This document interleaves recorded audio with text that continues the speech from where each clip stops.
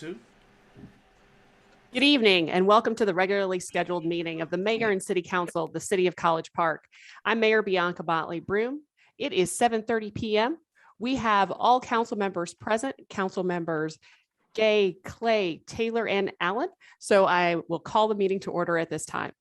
Our first item of business is the Pledge of Allegiance. I pledge allegiance to the flag of the United States of America and to the republic for which it stands, one nation, under God, indivisible, with liberty and justice for all. The next item on our agenda is our invocation. That will be handled by Chaplain Dent this evening. Good evening, Madam Mayor, council members, staff, and citizens of College Park. We're almost to the end of the year. We're looking forward to great things in November and December. So let us pray. Almighty God, who has granted us the city in which we live, thank you for your faithfulness, your grace and mercy that is available to us through faith and trust in you. You have blessed us to survive the infectious disease, confusion, uncertainty, and helplessness, giving us concerned citizens and leaders who cherish the city and have purpose in their heart to fulfill the mission of cultivating a community where businesses, families, and individuals can work, play, and live in a safe and diverse environment. We thank you for our mayor and council members whom you have raised to guide the city of College Park. We pray that you grant those that you've entrusted with the authority of government to be wise, courageous, and strong. Guide us, the people, to support them in all wise legislation and faithful administration, that we may all prosper. We pray for the staff of the city, all law enforcement officers, firefighters, candidates, poll watchers, and workers in our election tomorrow. Provide them, O God, the strength and spiritual sustenance for performing the tasks which confront them. Bless our community. In Jesus' name, amen. Amen. Amen. Item number 2, additions, deletions, amendments, or changes to the agenda. Ms. Miller, I believe we have 2. Is that correct?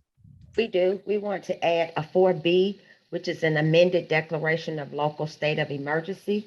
And we also want to add at 7B, the resolution regarding the millage rate. All right. Is there a motion? So moved. All right. Is there a second? I second. Thank you, Councilman Allen. All those in favor to add those 2 items to the agenda? Aye. Thank you, gentlemen. That is unanimous. They are added, items 4B and 7B. Item 3A is the approval of the regular session workshop minutes from October 18th. Is there a motion to approve? So moved. Thank you, Councilman Clay. Is there a second? Second. Thank you, Councilman Taylor. All those in favor? Aye. Any opposed? Any abstentions? That is unanimous. Thank you, gentlemen. Item 3B is approval of the workshop session minutes from October 18th. Similarly, so moved. Thank you, sir. Any second on that? Second. Thank you, Councilman Taylor. All those in favor? Aye. Thank you, gentlemen. I heard all 4 of you. That is unanimous. Item 4A is the introduction of new employees by Director of Human Resources and Risk Management, Ms. Christa Gilbert. Good evening, Mayor and Council. I would like to introduce the new employees for the month of September 2021, and they are Anaya Rose, a part-time gymnastics instructor from Recreation, Cornelius Martin, Laborer 1, Stacy Mims, Laborer 1, Ulysses Hutchison, Equipment Operator, Brittany Duncan, Police Officer, Tykerian Williams, Firefighter Recruit, Eric Lilly, Firefighter Recruit, Aaron Turner, Firefighter Recruit, Rodney Cohens, Firefighter Recruit, Michael Mickens, Firefighter Recruit, Renard Neal, Firefighter Recruit, Mustafa Abdul Khalik, Firefighter Recruit, Reginald Etheridge, Firefighter Recruit, and Joshua Stargell, firefighter recruit. And those are our new employees for September 2021. Fantastic. Well, welcome to everyone. I can attest, I've seen the firefighter recruits out early in the morning on the field, running, doing all of the things that they need to do to help protect us and keep all of our citizens safe. And we are so grateful for everyone's efforts as they continue to help us build the community we deserve. Thank you. Thank you, Ms. Gilbert. Oh, you're welcome. We are moving on to item number 5, remarks of citizens. Ms. Moore? Good evening, Mayor and Council. Go ahead. Excuse me, Savannah. 4B. Oh, I'm sorry. It didn't just have to be. that quickly. I've written it down and I was moving through it. All right. That is correct, Ms. Miller. Thank you. Item 4B is the amended declaration of the state of emergency. I trust that the body has had the opportunity to receive and review it. Correct. I would move to approve that. All right. Is there a second? I'll second. Thank you, Councilman Allen. Any questions or any comments in regard to the amended declaration? Hearing none, we'll move to a vote. All those in favor? Aye. Aye. I believe that was all 4 of you, but I'll just double check. Any opposed? Any abstentions? All right, that is unanimous. Thank you, gentlemen. Now we move to remarks of citizens. Ms. Moore, the floor is yours. Yes, we had one person to send in an email remark, but she is on the agenda under item 6G, Ms. Katina Driver. So she will be able to speak if needed at that time. I have no other comments. All right. Is there anyone who wishes to speak that did not sign up? We have the opportunity for you to speak for 1 minute. If you are on the call, you can just click the raise hand button that might be at the bottom of your screen, or it may be to the right of your screen when you click on participants as well. It's going to be in one of those 2 areas. If you wish to log on to speak for a minute, Ms. Moore, can you let people know how they should do that? Yes, ma'am. They can go to www.collegeparkga.com. Click on the green strip where you can locate government. You will go down to council meetings. In the middle of the page, there's a link to access this meeting. Once you click that link and you're in this meeting, raise your hand to be acknowledged by clicking either the participants or the raise hand button at the bottom. Thank you so much. I do not see anyone that wishes to speak that has clicked that raise hand button. If anyone else who is looking at the participants sees someone, let me know. But I'll give everyone a couple more moments here just in case they wanted to log on and do so.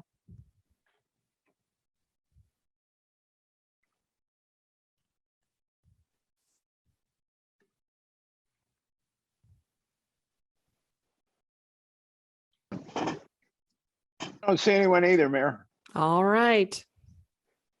Then we will move on to the rest of the agenda. Item 6A is consideration of an action on a request for approval of fiscal year 2020-2021 budget adjustments. Ms. Floyd Bradley.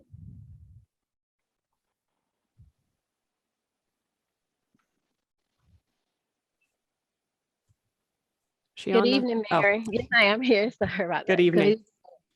Mayor and Council. The fiscal year 2021 budget adjustment is just to close out fiscal year 2021 budget for appropriations that may have expenses that may have exceeded appropriations for fiscal year 2021. And overall, there was a budget adjustment of $2.4 million. However, there was no net effect to the general fund reserves as far as the usage. However, there was an addition to the general fund reserve of over $2 million. So this is just closing out the budgets, making sure we are in compliance with our legal level of control, which is at the department level. So this is just closing out the budget for fiscal year 2021. Any questions for Ms. Floyd Bradley? Yes, what was the budget adjustment for? For expenses that exceeded the budget appropriations for 2021 throughout the department. Overall, the budget did not, the expenses did not exceed the overall budget. They did in some departments. For instance, like if you look through the budget amendment, it was there were expenses related to recreation facilities, things of that nature, but police and fire, those were actually, they came under budget, and the executive budget went over budget. And a large majority of that, almost $300,000, was legal fees. Yep, you took the words right out of my mouth. They were majority of that was from the legal fees. So I had to make sure that the budgets, the expenses did not exceed the budget per department, because that's the city's legal level of control. It's by department. So I had to make sure there was enough funding there to cover the expenses. Thank you. You're welcome. If we get a bit of an explanation on that, the legal fees line item, because we 514,400 was budgeted and 812,900 was spent. Is that in regard to Sandersville for the most part, or? I would have to look into the detail, but majority of that is related to venture and Denmark expenses, and they may have been related to lawsuits. Okay. Any other questions, comments? I had one comment, correction, and we verified it with Althea, and that is on packet page 64. The total at the bottom is actually for police patrol, not police investigations. This is just a nit, but just to That's make correct. it, if it needs to be legal, if that helps to make it legal, if The Also- resolution does. We have the resolution. Ms. Floyd Bradley, in regard to some of the items that Mr. Wall discussed at our last meeting in terms of the transfers that need to close out fiscal 21 for the GICC and the arena, I believe BIDA as well. Those aren't reflected here. Is that correct? Yes, ma'am. Those are not reflected. Will you be coming back for those? No, because that is not, well, we're not going to consider those budget transfers. More so they will be due from other funds. Understood. All right. Any other questions for Ms. Floyd Bradley? Is there a motion? so move to approve as presented in the resolution. Is there a second? Second. Thank you, Councilman Taylor. All those in favor? Aye. Any opposed? Any abstentions?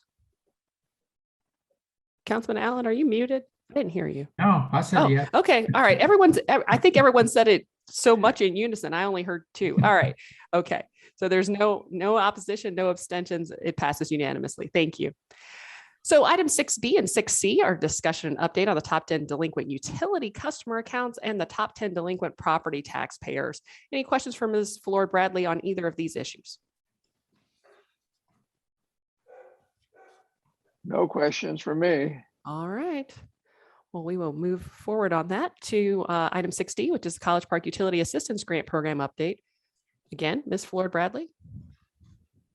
Yes, nothing new to report. The staff just brought up 30 applications for approval, and I believe that will be the finals before we hit the $610,000 mark for the utility assistance grant. However, Fulton and Clayton County, they do still have funds left, and the Department of Community Affairs as well.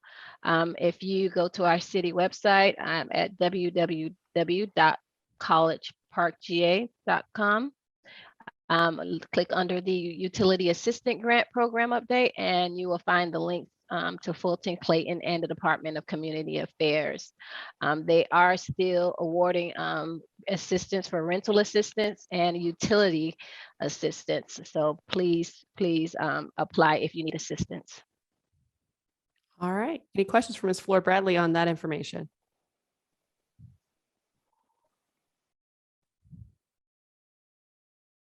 Hearing none, we'll move forward. Item 6E is consideration of an action on a request for approval of a one-time incentive bonus for city employees. Ms. Miller, or is this Ms. Fuller Bradley? No, this would be myself and Crystal.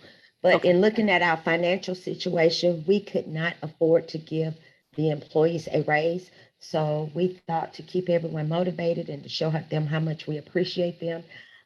We usually give $200 for Christmas and $200 for full-time employees and $100 for part-time employees.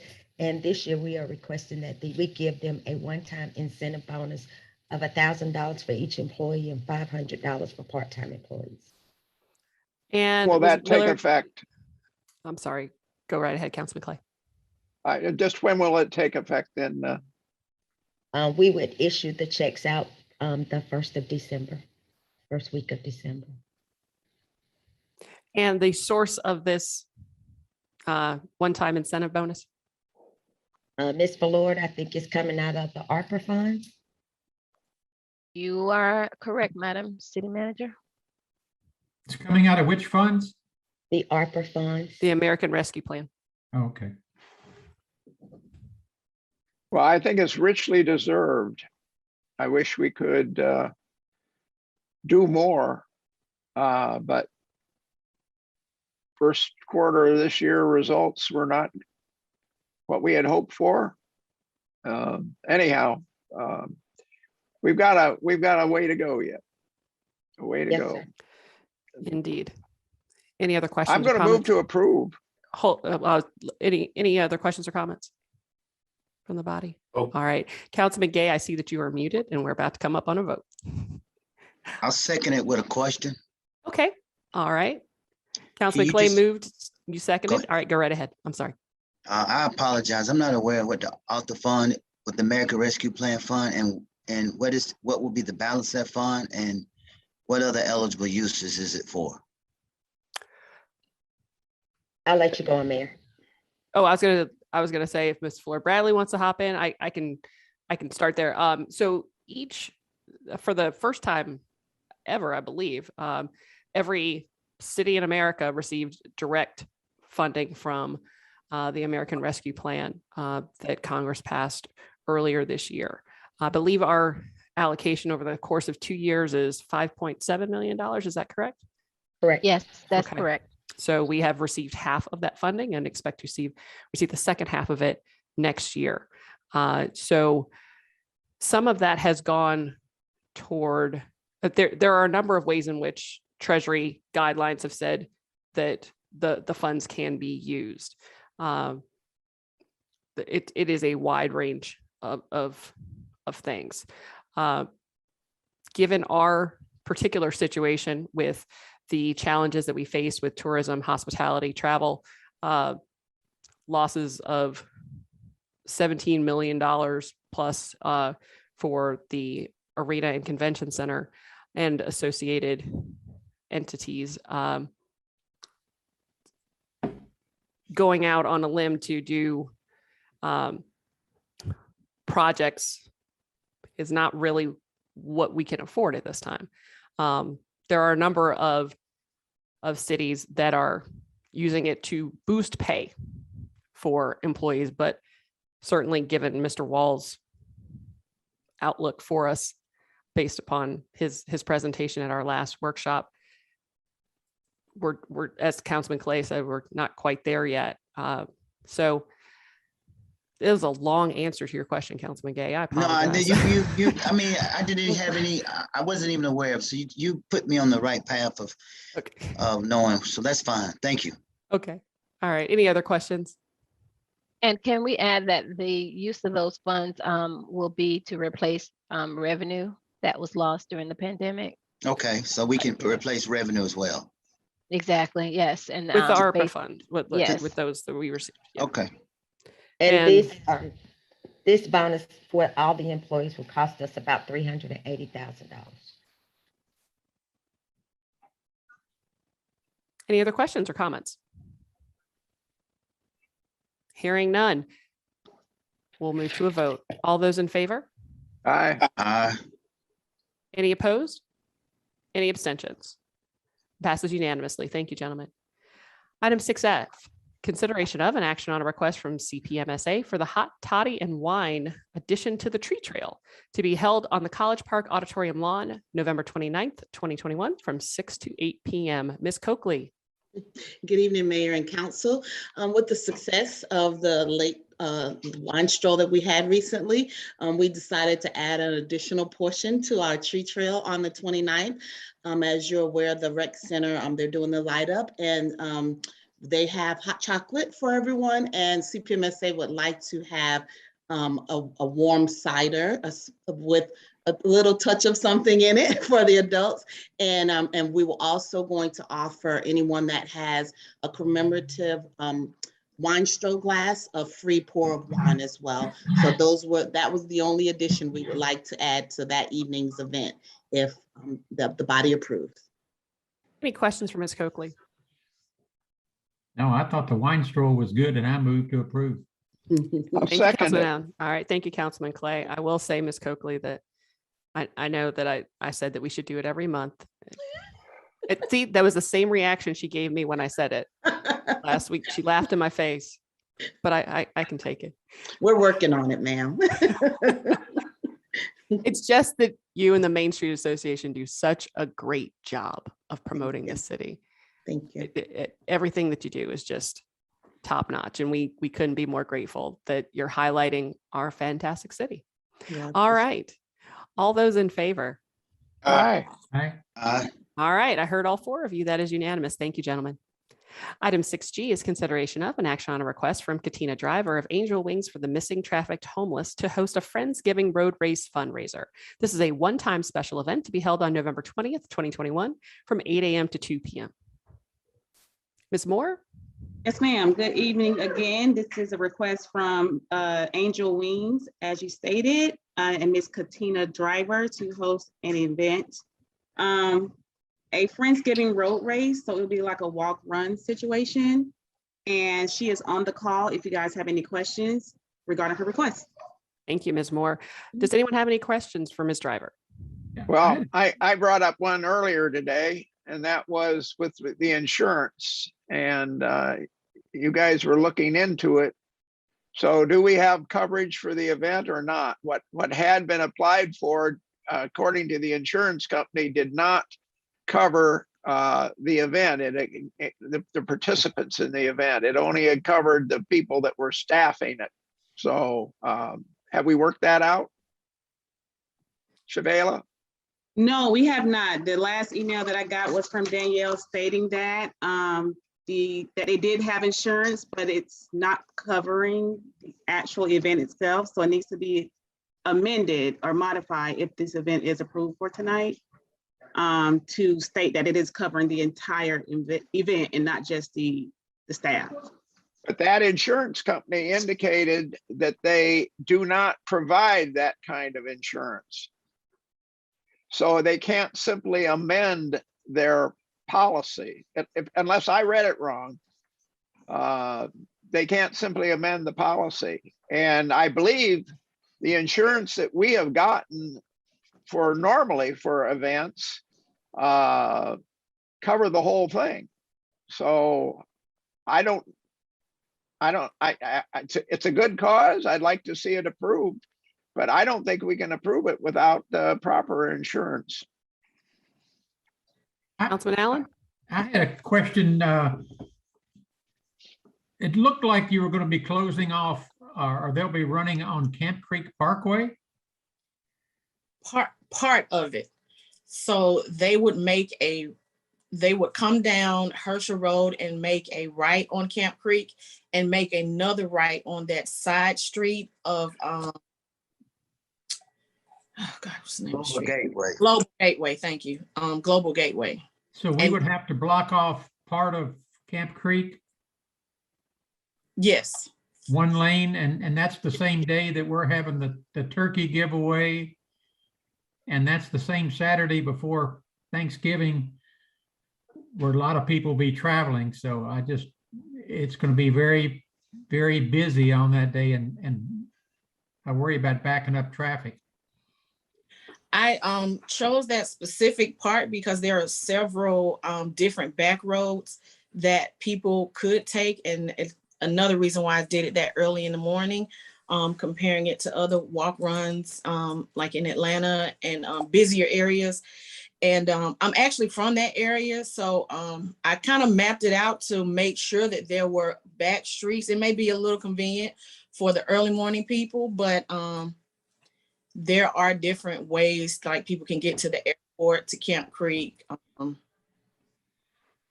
And to the GICC, I guess they could, when they come up to get the turkey Yeah. giveaway, then they could come a different way, I guess. But I love the event. I think it's great. I just worry about blocking off one of the lanes of Camp Creek.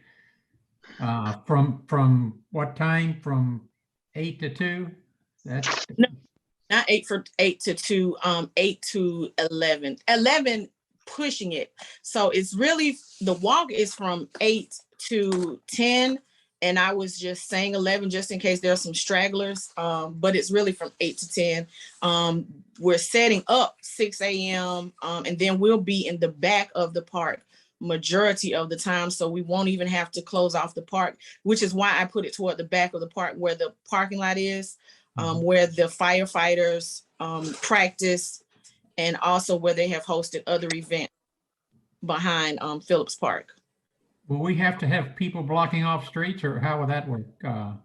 I have volunteers. Most of the time when I do events, I have volunteers in shifts. So the first shift would start at 6 to 9. Really, the only thing that I would need assistance from the city, unless you tell me anything otherwise, would be cops.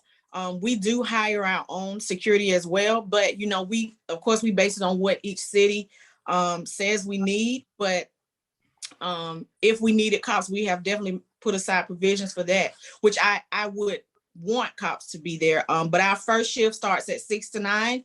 The next one will be at 9 to 1. The next one at 1 to 4, and that's only for cleanup. We also have floaters, 2 hours in between 7 a.m. to 9 a.m. and 2 p.m. to 4 p.m. So we clean up our own mess. We try to leave it how we find it. We also send pictures after every event to the city, to each city council, whoever needs it. We send pictures to verify and to show that we have cleaned up behind ourselves. And I did offer to give reference from City of Atlanta. I've done several events in the City of Atlanta and different nonprofit areas if you needed references to our track record. Camp Creek is a And state highway. I love the event. How many people do you think will be running? And well, 100 or so. It honestly depends on, because I haven't posted the actual, of course, location because this is pending. So I've posted the walk run, but I have not posted the location. So it's really contingent upon what happens. Normally, per event, we've had maybe 150 people at the most. So it's not, I don't think it's going to be a large event. And because of the timing, it probably won't be a super large one this time. But I wanted this area because, like I said, I grew up in this area. I bought a house. My first house at 21 is right across the street from Mr. Gay. My family has been here for 43 years. I grew up in this area. I'm proud of the area. And my first walk run, I wanted it to be in an area that I'm kind of proud of. So that's the reason why I chose this area. I know a lot of people said I shouldn't, but I feel like it's possible. I hope it's possible, but that's why I chose this area. Camp Creek is a state highway. Mm-hmm. Would we need to get the highway patrol involved in order to block it off? That part I don't know. I wasn't told that in any of my emails, other than how would I, handle the situation for that day. We do have our own, like I say, I have our volunteers. We have our cones.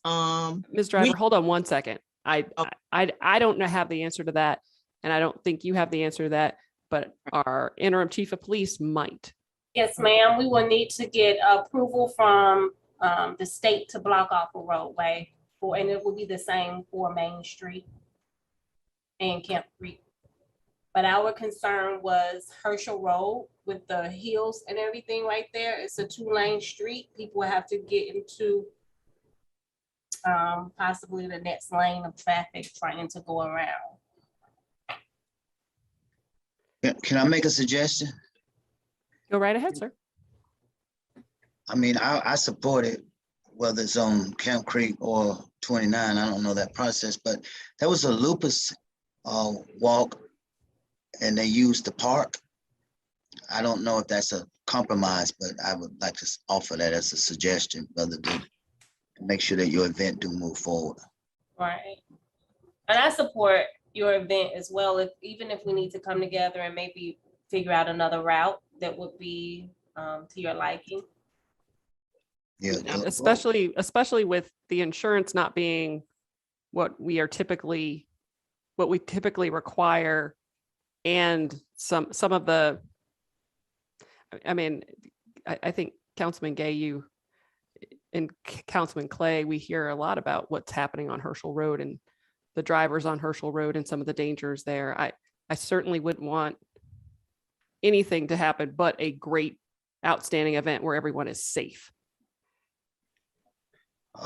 There is hardly no traffic on Global Gateway, and I think we own that road, so that could be a potential street of your route.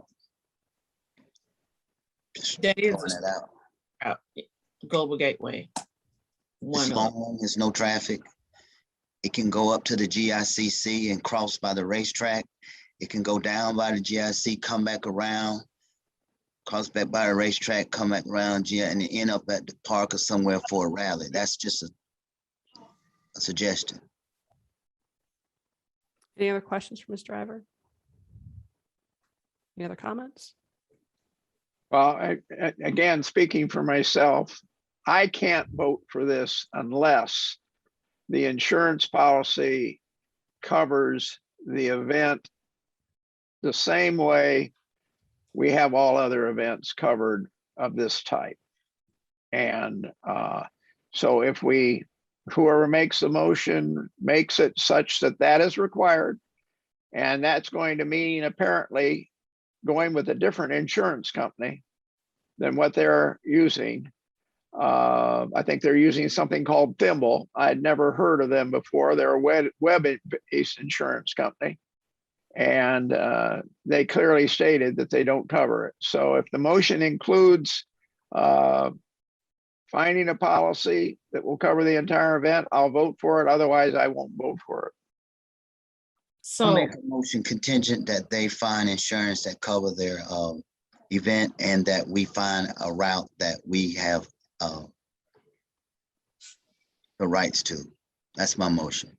I'll second that. All right. Any other questions, comments? Mayor, Ms. Driver, I'm gonna put my number in the chat, and if you give me a call tomorrow, we'll see if we can help you, okay? all right, thank you so much. All right. All those in favor? Aye. Any opposed? Any abstentions? Motion passes. Item 6K, City Council's consideration of an action on a request authorizing the mayor to execute a resolution to approve the issuance of revenue bonds by the College Park Business and Industrial Development Authority.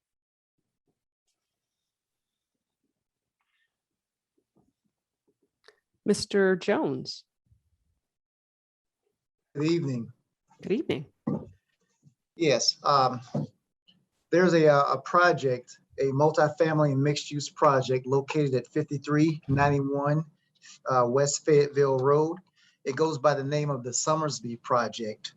The Development Authority approved a bond resolution on August 12th, 2021, that the authority authorized the issuance, sale, and delivery of its multifamily tax-exempt mortgage-backed bonds and its multifamily housing revenue bonds in the amount up to $30 million in principal. On this evening, I'm requesting that mayor and council, that the city council authorize the mayor to execute a resolution for these same bonds. I'm here to address any questions that you might have. Mr. Jones, can you clarify for folks who may not have looked over these documents with a fine tooth comb, when we talk about the issuance of revenue bonds, what that means for the city and the responsibility of the city or of BIDA in regard? All right. Well, these particular bonds are not, it's not anything that's going to cause that the city would have to pay for. These are paid for through the rents from the multifamily developments that would be developed here at this particular site. The Business and Industrial Development Authority is serving as a conduit for these particular bonds, and it has to be authorized by the Business and Industrial Development Authority, which it was authorized on the 12th of August. And on this evening, if mayor and council authorize it, that'll be the final step that the city would need to take with this particular project. There was a hearing, a TEFRA hearing that was on last week that was held here at City Hall in regards to this same project, in which there was no issues or concerns. And that step has also been completed with this particular project.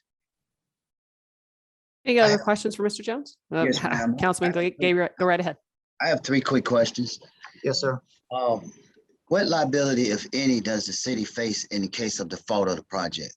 Are we liable for the debt on the bonds? No, sir. We are not responsible for the debt on the bonds. These particular, this project has its own financing. And if there are any issues or concerns with this particular project, the banks want this project to be as successful as the city because they would be responsible.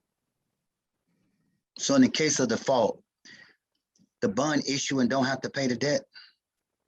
If they defaulted on the project and we floated the bonds, are you saying we're not liable for the repayment of the bonds?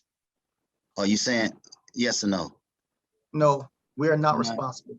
Okay. That is a correct statement, Councilman Gay. All right. The second question is, does it affect our bond rating when we issue these large bonds for developers?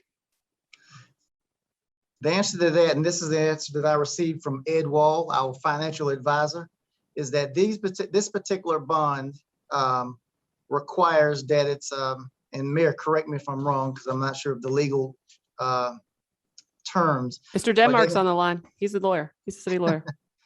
Yeah. Oh, yes.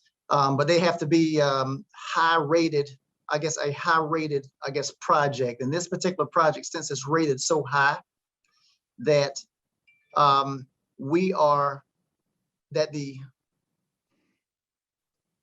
better get Winston involved to make sure. Is Winston online? Yes, sir. Yes. Could you explain this for me? Because I don't know the legal language. Ed Wall provided me with an explanation earlier today. Well, I'm not exactly sure what Ed explained, but the one concern that I would always have when we're issuing bonds is whether or not the city is pledging its full faith and credit to back the bonds. It sounds like that's not happening, in that rather the bonds are backed by the funding from the project itself.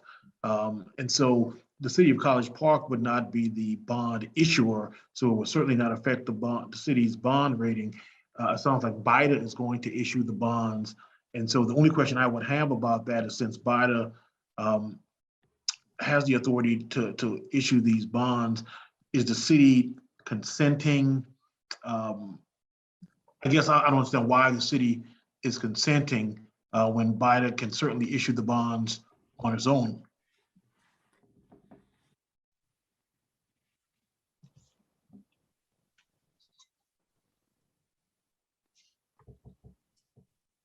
Mr. Denmark, have you had an opportunity to review this deal?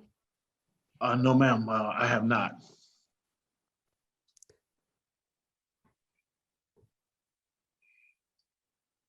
I'm becoming aware of it this evening.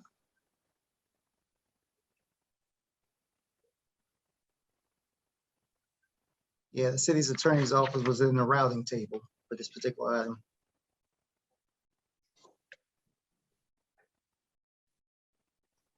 Well, this was, as I recall, this was added to the agenda, was it not? After the original packet went out? No, sir. No, no, it was not. No. I think it's interesting why, what item is this on the packet?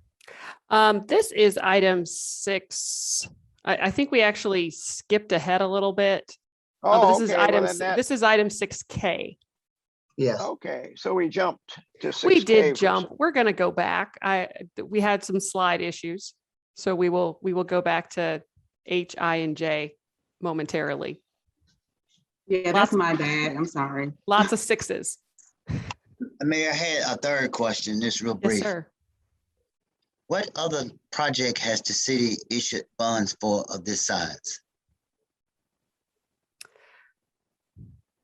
I believe the gateways, there were items in the Gateway Center where this same financing model was used. Is that correct? Councilman Clay, you probably have better. Yeah, well, that And and the arena was, And the But Gateway Marriott. we're responsible for those. yeah, the yeah, arenas, we're responsible. those for are our those. bonds. I Well, guess Gateway what I'm Marriott. asking is, Our what- rental. Yeah. what other Guys, I project- think that the difference with this deal, because I asked some questions on it myself. I think that the difference was in this, that there is some reason, which I'd like Artie to explain, of why it has to go through BIDA. It had to do with them getting, as I recall, it had to do with them getting some excuse kind me of for a government approval particularly, second. did it not? Right. Excuse me for a second. Am I muted? Am I No, muted? no, you're not muted. I was just, Councilman Clay was talking. I was gonna get All right. you next. The third question, you all answered together, but so I didn't get the right answer. I want to be Oh. clear. Okay. The last time the city engaged in this large amount of bond issuance, are you telling me that it was the Georgia International Convention Center? It was not the arena. So No. let's clarify that. No. It's the No. I was saying the Gateway Gateway Marriott. Center, the The Gateway Gateway Marriott. Center, Gateway Marriott. Yes. Marriott, yeah. The Yes, Marriott was, All right, thank you. That's all I want. Gateway Marriott. Okay. but Okay. this is different in that it is passing through, and BIDA does not even have responsibility for it, as I recall. It had to do something to do with them getting approval of funding, didn't they? This was an Yes. indication of city support or something, that's why we were doing it. Yeah, it was because of the DCA funding, a public or nonprofit collaboration was needed to Yep. show support. So that's Yep. why. Okay, I knew there was that aspect, but for financial reasons, if that were not a requirement, it would not even have to go through BIDA.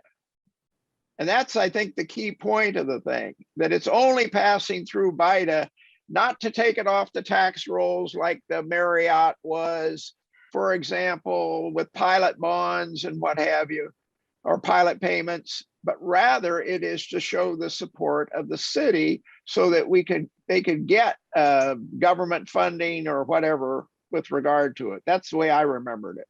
Yeah, BIDA and College Park are serving as a public facilitator. Yeah. That's what DCA calls it. So I think I've asked the same questions similar to Councilman Gay. I think we're good from the answers that I've gotten, Roderick. I think it's okay. It's just an unusual situation that we normally wouldn't go through from a financial standpoint. Thank you. All right. Any other questions or comments? Hearing none, is there a motion? So moved. Thank you, Councilman Clay. Is there a second? Second? Thank you, Councilman Allen. All those in favor? Aye. Aye. Any opposed? Any Abstain. No, abstain, not opposed. Okay. Abstain. I was getting there. All right. Yeah, beat you to it. So, all right, council members Clay, Taylor, and Allen are in favor. Councilman Gay abstains. The motion passes. We are now going to go backwards to item 6H. That is more. No. Oh, okay. All right. Consideration of an action on a request for approval of amendments to city code regarding intersections with traffic signals. Is this Ms. Metricardi or who was on this one? This This was would an be, update. this would be This Jackson is- Myers. Oh, okay, Guys, this is just housekeeping. right. Yes. Right, it's housekeeping, it's correct. We've already approved all this and it's already been updated on all of our maps and our Google. Now it's to be able to for our police to enforce this. I move to approve. All right. Thank you, Councilman Clay. Is there a second? Second, Thank you, Councilman Gay. Any comments, questions? Hearing none, we'll move to a vote. All those in favor? Aye. Any opposed? Any abstentions? Motion passes unanimously. Item 6I, consideration of an action on a request for approval to apply for the US DOJ grant funding modification in the amount of $82,237 to purchase portable LED signs and new furniture for the front lobby of the main police station. Any questions for Interim Chief? Hearing none, is there a motion? I move So to moved. approve. Oh, boy, there's lots of motions there. Councilman Allen, all right, thank you. Is there a second? So moved. Thank you, Councilman Clay. All those in favor? Aye. Any opposed? Any abstentions? Motion passes unanimously. Item 6J is consideration of an action on a request for approval to make minor changes to the T-SPLOS project cooperation agreement with the Airport West Community Improvement District. Any questions on this one? These are pretty minor changes. Same kind of thing. No brainer. It's some Move to housekeeping. approve. Right. Thank you, Councilman Move to Clay. approve. Is there I a second? second. Thank I you, Councilman second. Allen. All those in favor? Aye. Aye. Any opposed? Any abstentions? Motion passes unanimously. All right, we're going to move on to item 6L. Consideration of an action on a request for approval of an ordinance amending Chapter 4 in regard to animals. This is in regard to animal waste. Who's leading up this discussion? I guess I will take it. Okay. As requested in the last meeting, we wanted to put some kind of court fee and some kind of ordinance in place to help people to adopt regulations requiring them to remove their animals' waste as they're walking around. Are there any questions? Are we gonna put out No, any that's- signs at all? Are we gonna put Sorry? out any signs saying? We Mhm. are, I sent copies of the sign that Melissa has ordered, and we should get them in by the end of this week. Okay, as a pet owner, I usually carry enough bags, but sometimes my dog has other plans. And the number of bags that I have exceed the amount of times that my pet wishes to let the world know that she's out. Generate waste. Yes, generate waste. There you go. It happens from time to time. Try to avoid that. And try to be a responsible pet owner. I think most people are on that same level. I hope that they are. Are we They're looking not, at Mayor. well, are we looking at $1,000 fine for this, or are we looking at something smaller? And Well, it's up to $1,000. right. I would hope it would be a minor. I would hope Minor so too. fine. I mean, I think Yeah. I Madam Mayor, there's not a specific penalty provision listed, but in that event, section 1.8 of the code comes into play, which is the general Right. provision, and it's up to 1,000, and it will be within the discretion of the judge.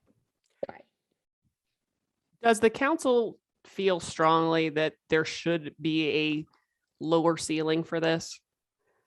You mean, At are you talking least- about a fine or? Yes. I mean, You're not, you're yes. not disputing the need for the ordinance. You're just questioning the fine associated with I am. it. I think it should be, in fact, I would even be inclined to warn the people if they are, before we actually find them or did anything along that nature. But there are some people that, I walk a lot, trust me. I have stepped in periodically a I know lot. it's not fun. That's not good. And I've seen people walking their dog with no bags and no care of whether they go on the sidewalk or not go on the sidewalk. And so I think it's appropriate. I actually, so a constituent brought this up to me, and I brought it up in my report last meeting, I think it was. And I think she came to talk to And- me as well.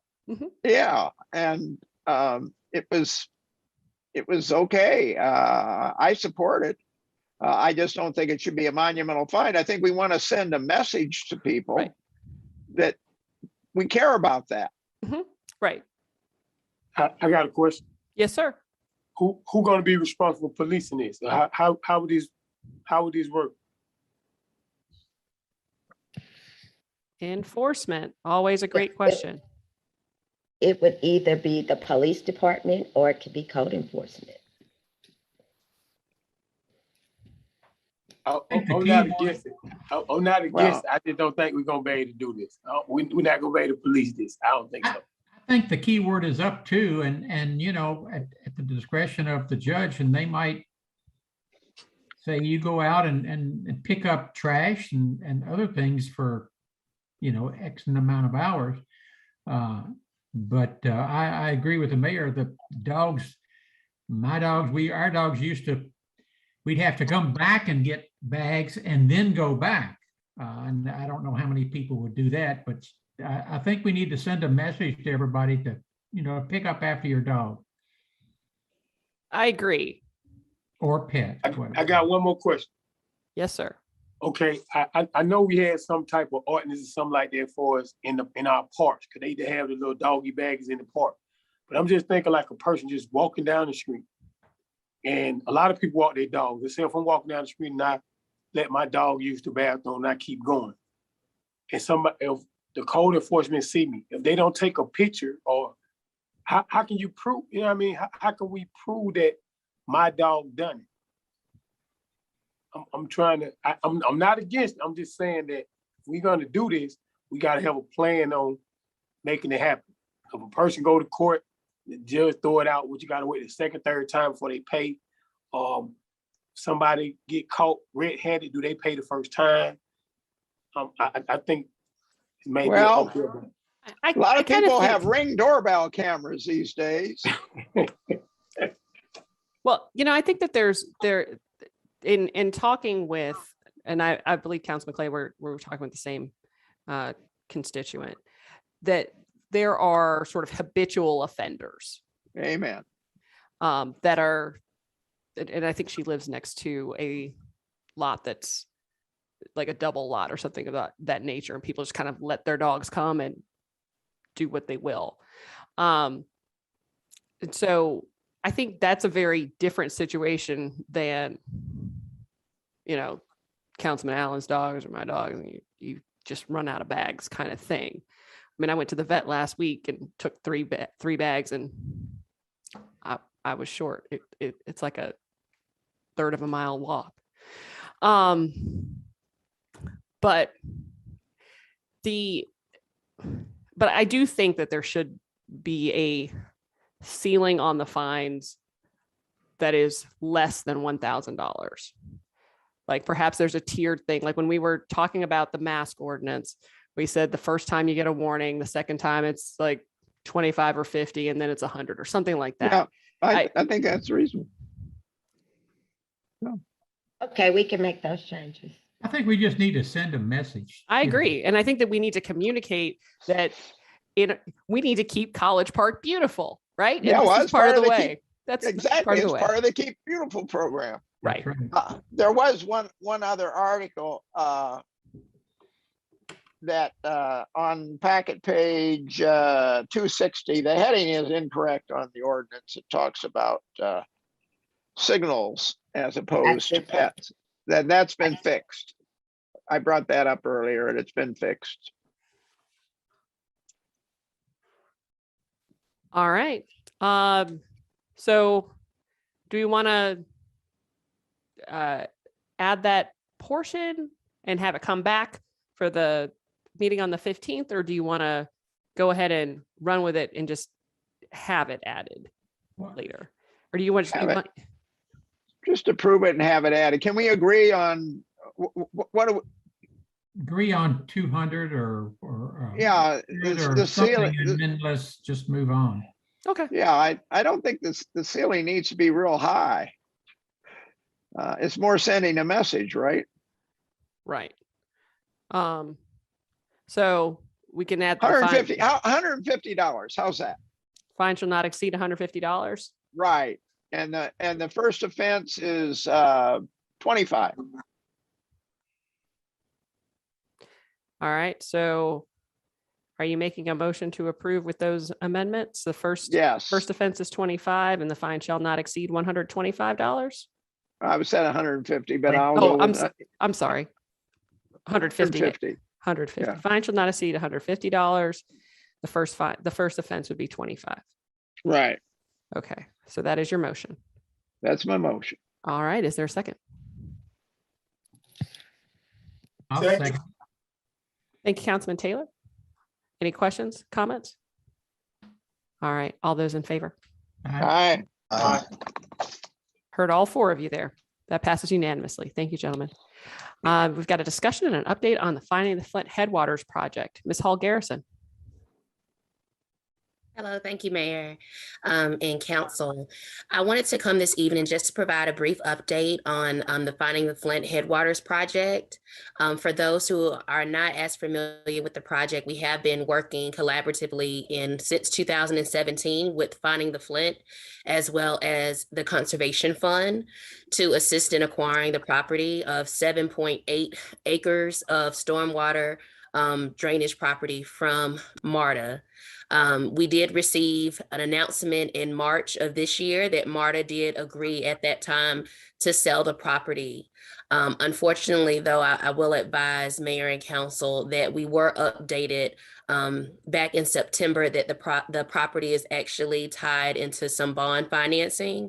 So we are looking at alternatives to purchasing, such as lease, but the project is still moving forward. As stated in the packet, we are going after some additional grant funding. We did submit for the GOSA grant previously, but due to lack of funding resolution, which we were not able to provide due to that update from MARTA, we were not able to receive that grant. As far as we have, though, received $100,000 from Microsoft, as well as $60,000 from U-Haul. I wanted to, if allowed, to provide a brief video done by Georgia Power on the project, just to give more insight, so viewers at home could know specifically the importance and kind of what we're looking to bring to College Park. Would this be okay? Sure. Go right ahead. Thank you. City Clerk.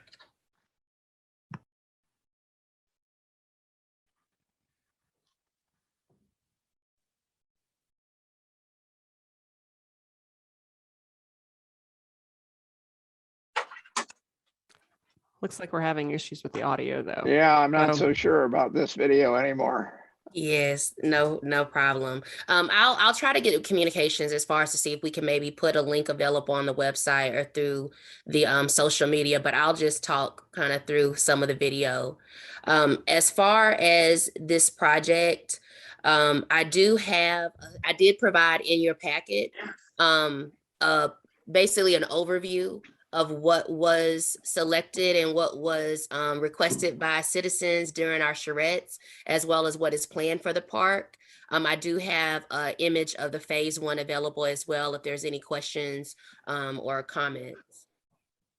Any questions for Ms. Hall Garrison?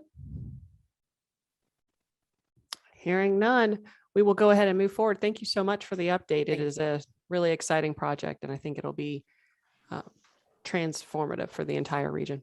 Appreciate it.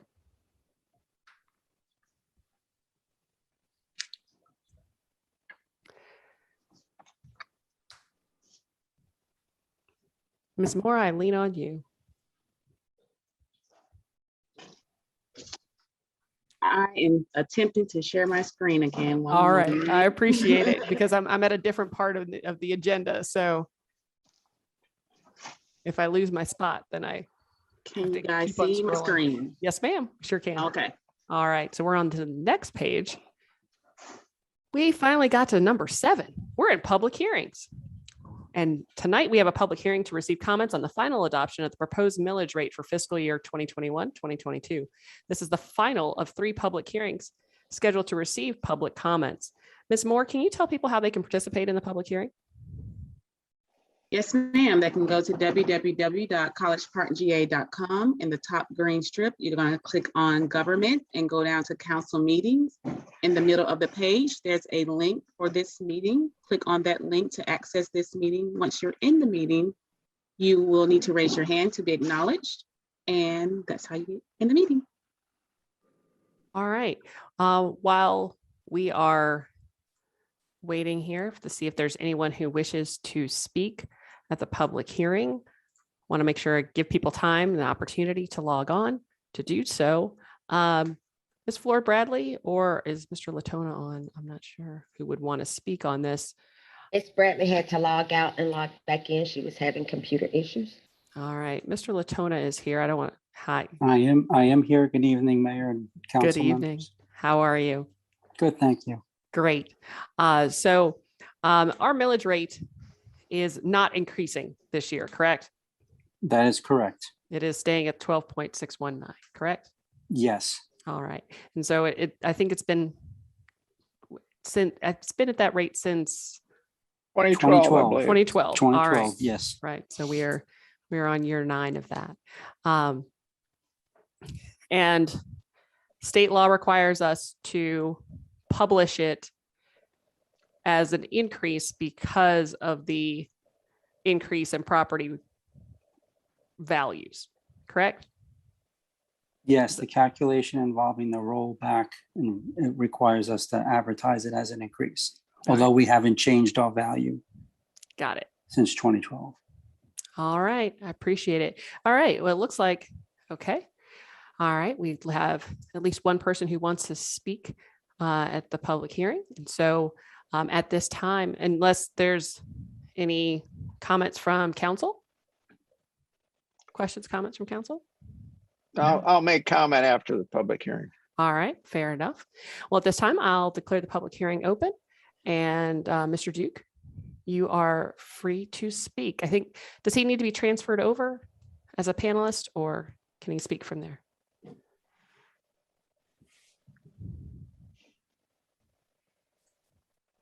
James, you copy?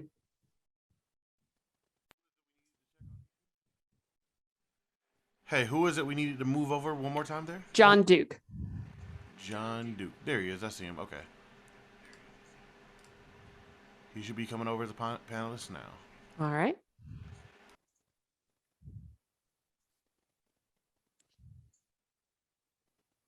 Okay.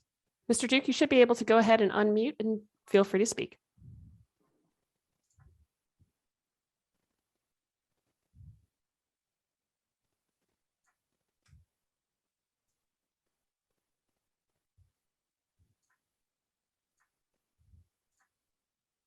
There we go. All right. Unmuted. Oh, okay. Yes, sir.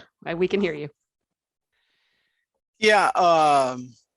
Yeah. Again, the millage rate has not gone up, but the rollback rate is 0.75 mils. So, and the reason that's published is because you're actually going to be collecting more revenue than you did last year because property values have gone up. So, I mean, technically it is a tax increase, which, you know, I mean, I have no problem with, you know, again, I've said this before, but I'll just repeat it again for the record. And, you know, if we knew what we were using the money for, you know, and I've said this again too, that, you know, like, here's my, I don't know if I'm on the video or not, I guess not, but,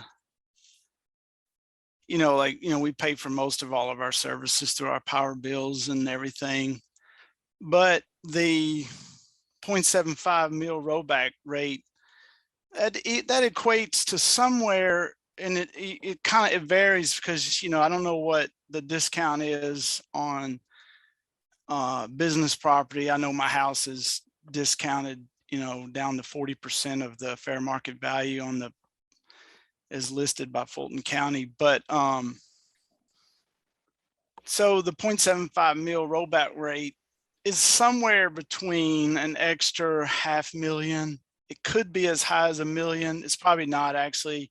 It's less than $1 million, but it's somewhere between probably around 400,000 to up to maybe $1 million. But so, you know, you are getting more revenue. And, you know, again, I'll make a request with the extra revenue. You know, hey, could we get a wide pedestrian, you know, corridor on, say, Fairway Drive? That would be awesome. You know, or, you know, something else or amenity for our community. And I'll leave it at that. I would like to make, if I could slip in one comment on the $30 million bond by BIDA. The BIDA, Unfortunately, this is actually just yeah, for the millage rate. right. So, well, it has bearing on the millage rate, because the thing is, if, you know, we are liable for the bond, and if it's not paid for, it is paid through property taxes. So it is kind of, we're here on the millage rate. Yeah, but it is related, because We're here on the millage rate, on the final adoption of the proposed millage rate. Right. And, you know, our property taxes does go toward all debt we owe. So there you go. Thank you, sir. Let me see if there's anyone else who wishes to speak. Feel free to raise your hand at this time.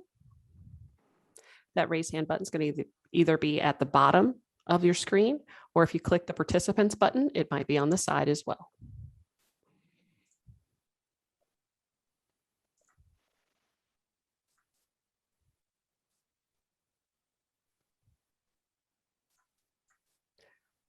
All right.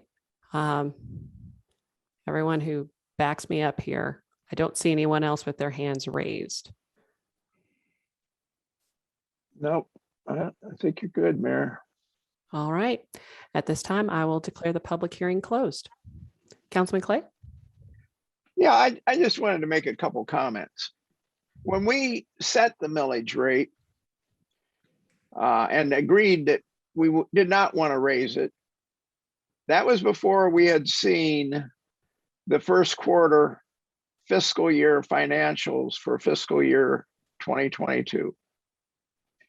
It was also before Mayor and Council did the final review of the battery energy storage system down on or near Fulton County Parkway and 29.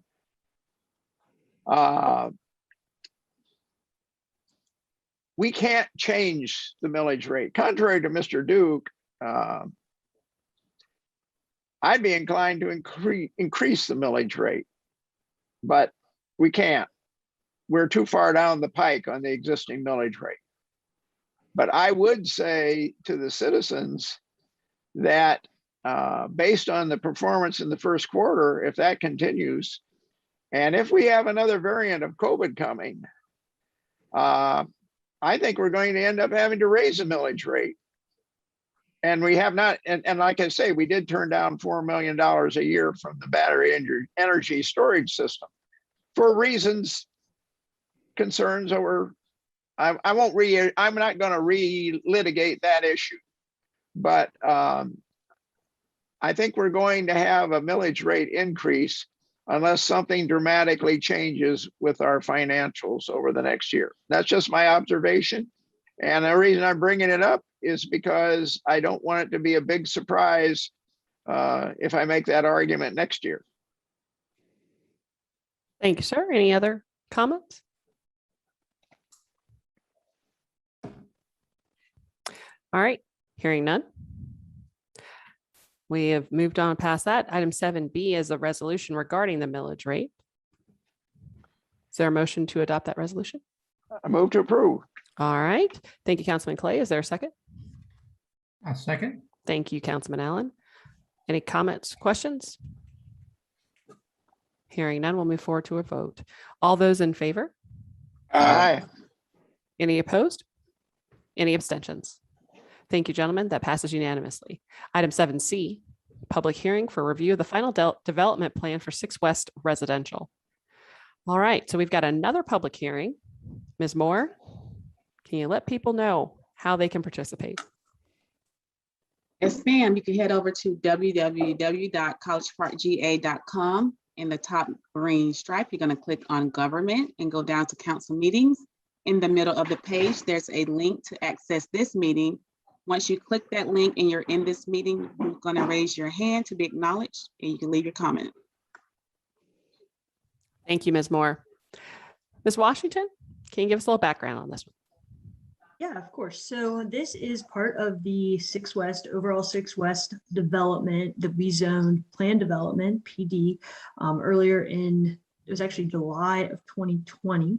So now we're at the point where we're starting to get developers. So this is a final development plan. It needs to come back for public hearing. That's part of how the plan development zoning works. So that's what we're bringing back today. This is just for the residential part of the development. I do have some slides and Jessica Hill is here to present as well.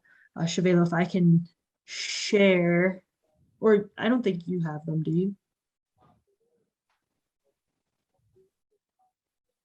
No, they're not in there. Okay, I can share. If that's okay.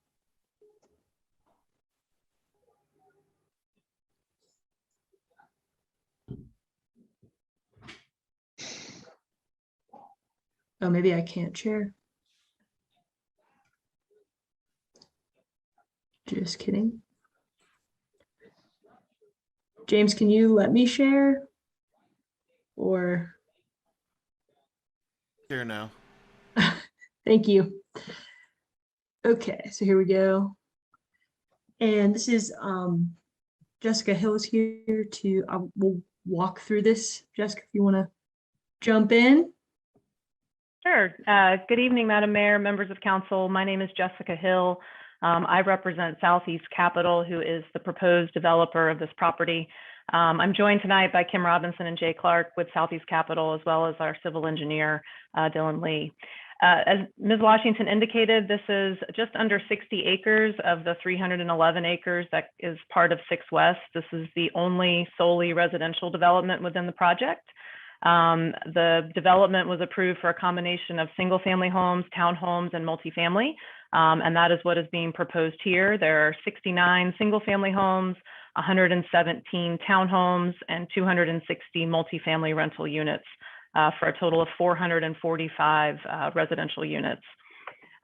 There will be parking provided throughout the project. The townhomes and the single family homes will actually, Nikki, if you want to advance to the next slide, that might help. We can show the site plan. I'm just going on along.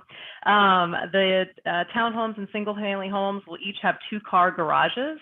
I had seen a question earlier today about the number of parking spaces proposed in the application, which was just a reference to the code requirements, but the townhomes and single family will each have 2-car garages. There is also parking provided, surface parking provided along that spine road that you can see running north-south on the plan. And there are some pockets of parking within the project as well for guest parking. The project exceeds the open space requirements, even with the inclusion of the Brady Recreation Center. That's a 20% open space requirement, and this project has about 51% if you exclude the Brady Recreation Center. We have asked for some modifications to the original approval of this project. As Ms. Washington indicated, it was approved as a preliminary concept plan back in the summer of 2020. There have been some modifications to the building placement and layout. There have been some changes in the number of units. We have modified the single family lot size to be 50 by 100 as a minimum. We have updated the housing styles that are included. And Nikki, if you want to advance, we can show the housing styles. This is a representative rendering of the current program for the multifamily building. And if you want to keep going, this is just typical floor plan for the multifamily building. This is a proposed rendering of the townhomes. in the current townhome expression. If you want to keep going. Again, typical unit layout for the townhomes. Keep going. And then we have a series of single family home expressions. I had seen also a question about the single family homes. The layouts and sizes are still evolving. There are currently 3 prototypical types, and the sizes and floor plans actually likely will vary as the project design continues to evolve. And we will obviously be within the requirements set forth in the 6 West District. But we have asked to allow, there's just more floor plans, which we're happy to go through. We have asked for additional modifications relative to the location of parking. The 6 West plan requires that parking not be located between the building and the street, and that occurs over by the multifamily building. We have asked to adjust the minimum street size and the building separation in some instances. Those adjustments have been vetted by the fire marshal, so we have received that at least preliminary approval for the measurements as requested. And then last, we are asking to decrease the minimum square footage for the 1-bedroom multifamily units from 800 square feet to 758 square feet. And there is a discrepancy in the application. There's about 84 units that have that. It's about 31%, 32% of the multifamily building has that.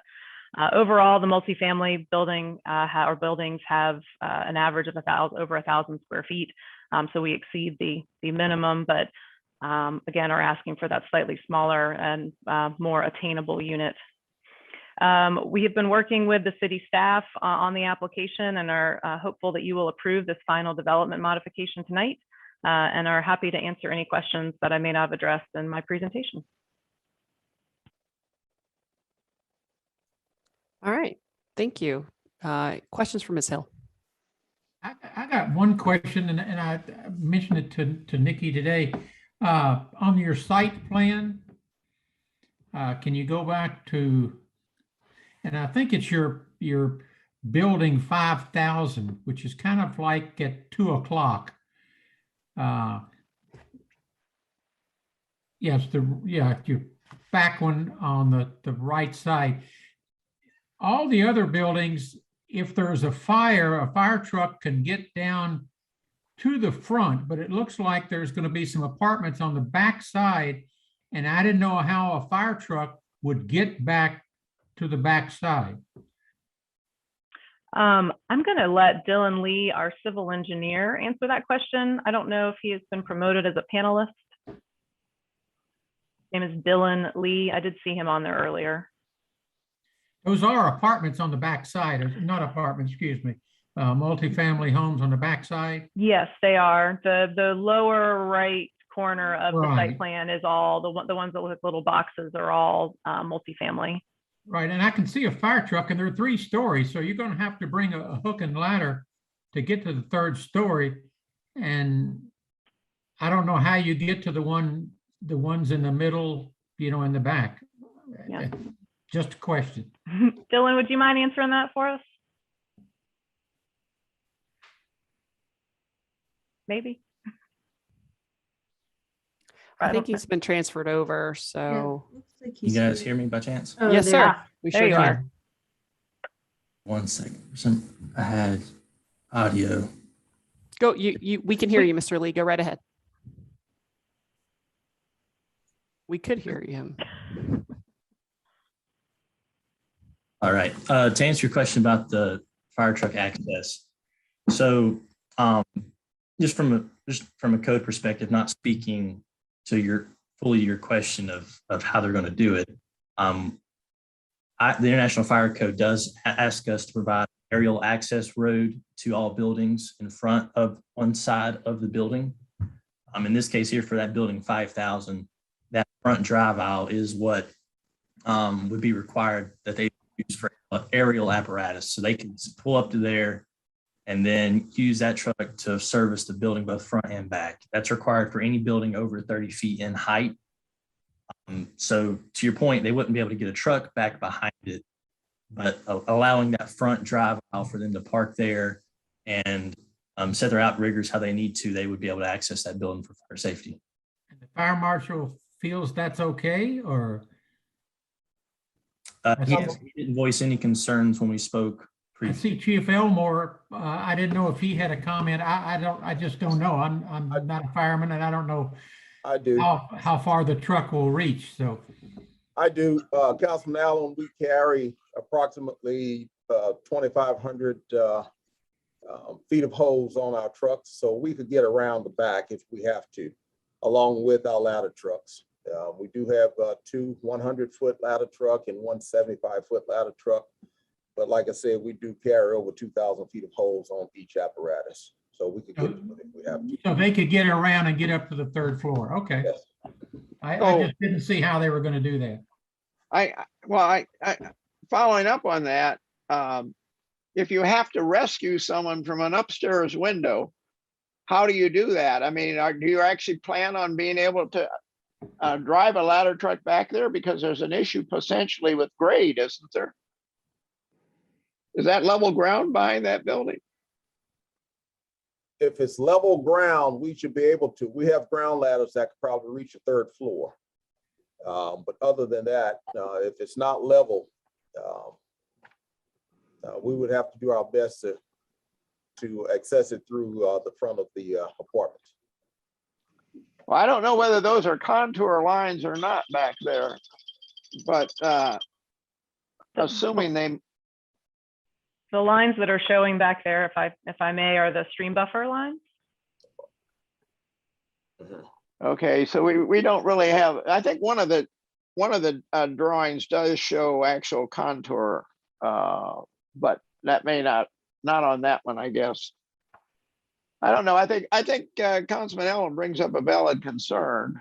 My comment would be in front of that building. If you do drive a fire truck into that parking area, how do you turn around?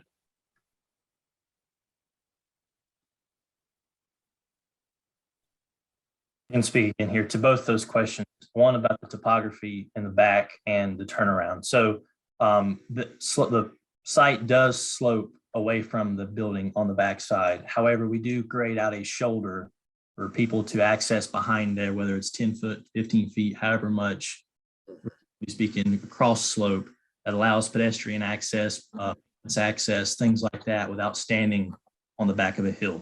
So you will have that available on the back side of that building.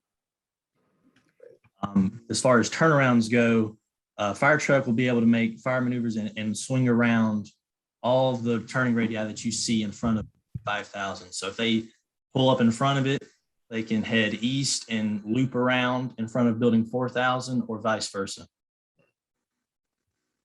So you're good with that, Chief? I am, yes. And I'm going to have the fire marshal take another look at it also. But I'm okay with it. Any other comments, questions? Oh, yeah, I have several. All right, go right ahead, Councilman Clay. Those streets have been narrowed by 4 feet. They were intended to be 24 feet. They were narrowed to 20 feet, I believe. And I think my street is about 24 feet. And you can't, I don't think it's going to be feasible to have parking on any of those streets. And I know you talked about the spine street. You didn't talk about the side streets through the facility. But is there an intention to have parking on those side streets? The plan does not show parallel parking along the side streets. So the streets that are 20 feet in width would not have parking included on them.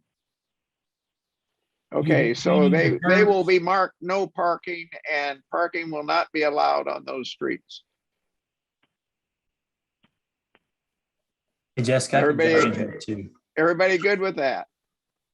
Because if we have to bring a fire truck down there, and you've got some of the curves that you have, if there's parking on those streets at 20 feet, I don't think you're going to make it.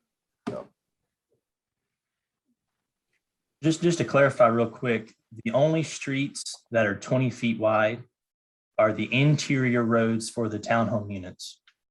All public streets that are going to be dedicated are all 24 feet wide. All streets within inside the multifamily are 24 feet wide. The only streets that are 20 feet wide are the interior loops or the townhomes. Okay, well, that's good to hear. So then possibly we could allow parking on the other streets. The 24-foot streets, we could allow parking maybe on one side, let's say. Would you agree with that? I mean, certainly not, again, none is proposed in this plan, but Well, I'm sorry, Ms. Hill, where I'm going with that is I'm concerned about parking, and I'm concerned about if someone has a party and you have guests, where they park, and where each, it would have been nice to have an idea of coloring a particular multifamily building red, let's say, and then show the red parking area for that building, or blue, or what have you. So we knew how far apart, how far away do people have to park typically from their building, or what's the worst distance that they would have to walk from their building to their parking place? so the multifamily parking is all contained within the surface parking area that you see, and then along the spine road, particularly along the right side of the spine road. That's intended to be both a guest and resident parking for multifamily. The townhomes have 2-car garages. Each of them have a 2-car garage. And there is parking, the thought is on the left side of the spine road, in addition to, if you go just left of the cul-de-sac at the northern end of the spine road, there's a small lot there for some additional overflow parking. And then each of the single family homes, in addition to having a 2-car garage, has a parking pad in front of it that would fit additional cars. Okay, yeah, I think the single family homes are going to be fine. I was concerned about someone having parties in the multifamily area, but it sounds like if only the streets that are interior in that one area are a problem, we might be okay then on the outer boundary. Let's see. I had a couple other questions that I Let me ask you recall. about the single family homes. You said you had 3 designs right now, floor plans. They look like they were all basically the same. You're going to be developing more, you said, possibly, or are you going to be? I will let either Kim Robinson or Jay Clark speak to that. Because all of them looked exactly the same, all the floor plans, and I just didn't know if you were going to be. Yes, Kim Robinson with Southeast Capital. Can you guys hear me? Yeah. Yes, sir. Yes, Councilman. Yes, we are still evolving the single family detached plans. The geometries have resulted such as they are based on the geometries of the townhomes and the multifamily. So now we understand what the footprint can be and will be. We're using the plans that we've shown in this presentation as a design direction, but they're by no means finished. But we're showing what could be, and certainly we'll be following the prescribed design covenants that are in the PD zoning. So what you're seeing are not products that we built before, but plans that we have tweaked, and we will certainly be going back, and it behooves us as a for sale product to make them as unique as possible, obviously. So we have 3 different plans, each slightly different, but certainly we will be augmenting and pushing and pulling them, the elevations and the plans in conjunction as they fit inside that single family detached box. The the buildable area, if you will, that's represented on the site plan. All right. Councilman Clay, did you have additional questions? Yeah, a couple. Is there any opportunity, right now you have basically 3 floor plans and you're going to tweak those and change them. Is there any possibility that when you end up, you'll have more than 3 floor plans? There's a possibility, but again, they won't exceed the buildable box that's shown on each site. Oh, right, I mean, of course. Of course. No, I understand that. But basically you've got 3 floor plans and 3 elevations, if you will. right. And you repeat them over and over again. And so my second question is, if somebody wanted to come in and customize their particular, let's start with a single family home. If they wanted to customize their single family home, could they do that? If they Yes, we'll have a design center whereby there'll be a level of selections. Certainly you're going to start off at a price point that would be most affordable for the area, but then within that you'll have, we do single family detached all the time, and there's a design center, and you offer each prospective buyer a palette they can choose from, almost like a menu, and within that they can choose good, better, best, and each one will represent a different price point. So yes, there will be some flexibility there, as well as with the townhomes. But they couldn't really change the floor plan, like make the living room bigger and the dining room smaller, so to speak. Yes, as long as it fits within that box. Okay, all right. So you could do a little customization on your place. Yes, absolutely. And you intend to offer that option. Yes. I mean, it behooves us to put the best product that we can at a certain price point, and then another product that would represent a slightly higher price point. Okay. So if I wanted to make mine, let's Hold on, just say I hold on, wanted to make Councilman it- Allen. I think Councilman Gay may have had I Oh, I'm apologize. sorry. Councilman Gay, did you have questions?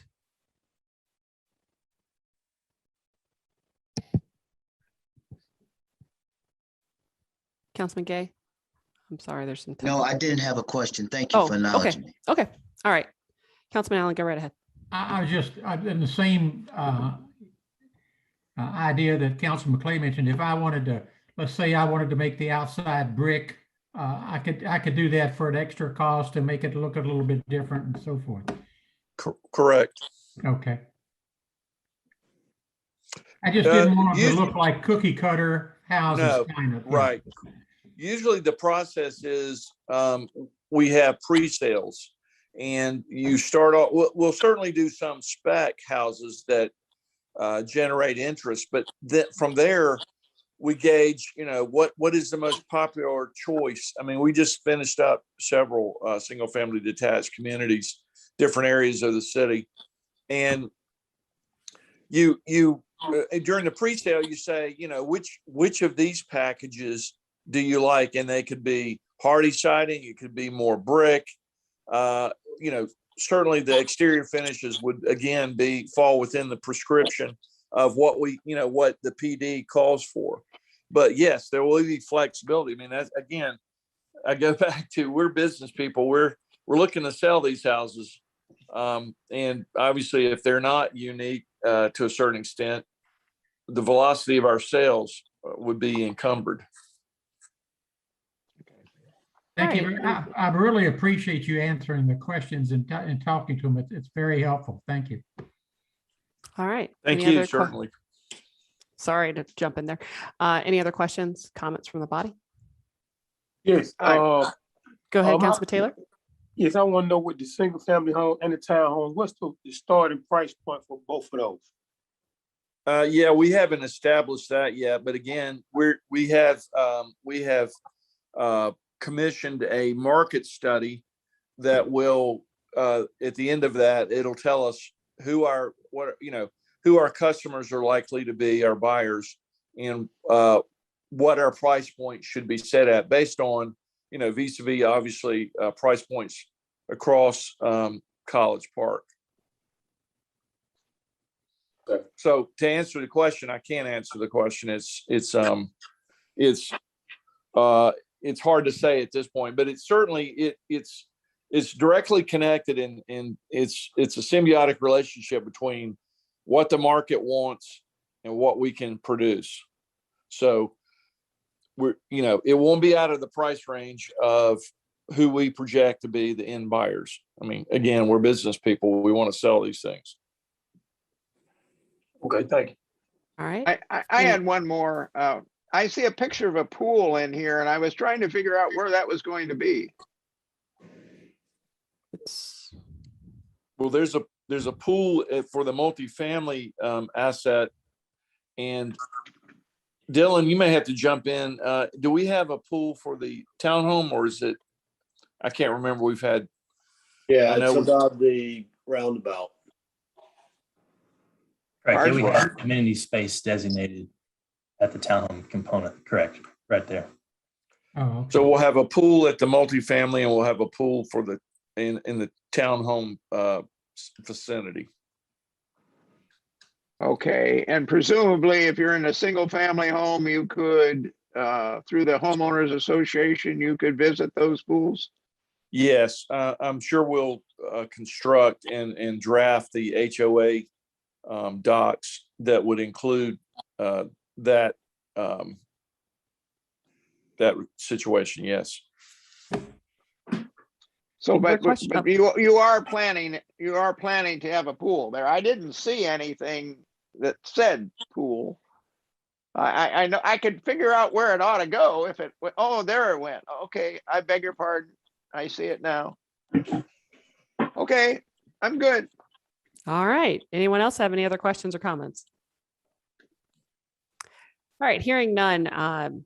Ms. Moore, if you could let people know one more time, if they wish to participate in this public hearing that I'm about to declare open, how they can do that. Yes, ma'am. They can go to www.collegeparkga.com. At the top of the web page, you're going to click on government, go down to council meetings. Once you land on that page, scroll down to the middle of the page to click on the link for this meeting.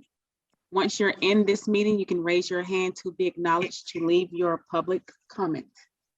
And that raise hand button is either going to be at the bottom of your screen, or if you click the participants button and find your name, you may find it there and click on the raise hand button. Not sure how it will appear for you. It's one of two ways. So at this time, I will declare the public hearing open. Marlon Hines is the first person who has his hand up, followed by Ms. Jefferson. And I think we need to transfer Mr. Hines and make him a panelist. So, or maybe he can speak from there. I'm not sure. Mr. Hines, can you hear me? Yes, I can hear you. Oh. Can you hear me? Yes, sir. Go right ahead. Perfect. Okay, yeah. So my question is really, I guess, for the mayor and council. With regards to the additional, I think the gentleman said it was going to be almost, did I hear the number correctly? About 400 additional homes in total with all of that combined. But my question really revolves around the fact that, as you know, we've had some issues with the power grid here in College Park in terms of a number of power outages. And forgive me if this question's been asked before, because I haven't been at all of the meetings. But with this additional load on the College Park power grid, has there been any work being done around improving that so that perhaps we don't have the number of power outages? Because, you know, if you look at how many we've had so far, and you talk about adding this many residences and businesses, or well, this is residences, this many residences on top of that, I think you can anticipate that there would probably be an additional strain. So I was wondering if somebody could speak to that. Thank you, Mr. Hines. Mr. Richardson, would you be able to speak to that? Robinson? No, Mr. Richardson. Hugh Oh, Richardson. sorry. There would be no power strain issue by adding these units at all. Can you flesh that out a little bit more for Mr. Hines and tell him why it wouldn't be? Well, we have pretty much several ways we can serve this subdivision. We got at least probably 2 different feeds we could serve it. And I mean, the the megawatts on this subdivision may be 5. It's nothing like any large power loads that we serve. There'll be no issue at all. Well, okay, I can appreciate you saying that. I guess, again, when you just look at historically, like in the 4 years that I've been here, I live in the Links, just so you know. And in the 4 years that I've been here, I've just been a little surprised at the number of outages that we've had just, in the time that I've been here. And so I feel like perhaps that speaks to maybe some issue, and I'm not an engineer by any stretch of the imagination, but that might speak to some issue about the capacity of the power grid that we have if we're having the number of outages that we have already, and we're talking about adding however many hundreds of houses on top of that. What is that going to? It's not a capacity. It's just all about weather related and other things on the outages. Mr. Richardson, your connection got a little glitchy there for a second. Can you repeat what you said? Yeah, it's not a capacity issue at all on those power outages. It's all about weather disturbances that cause those. Weather and trees. Yeah. Okay. So, all right. Okay, so that's all right. Thank you, Mr. Thank Hines. you. Thank you. Ms. Jefferson.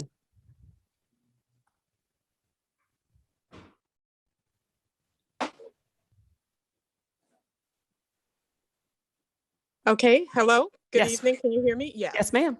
Good evening. So I just have one question. In reference to the rental multifamily units, will this project receive any LIHTC credits? And if so, what is the percentage of the subsidize of the total units development?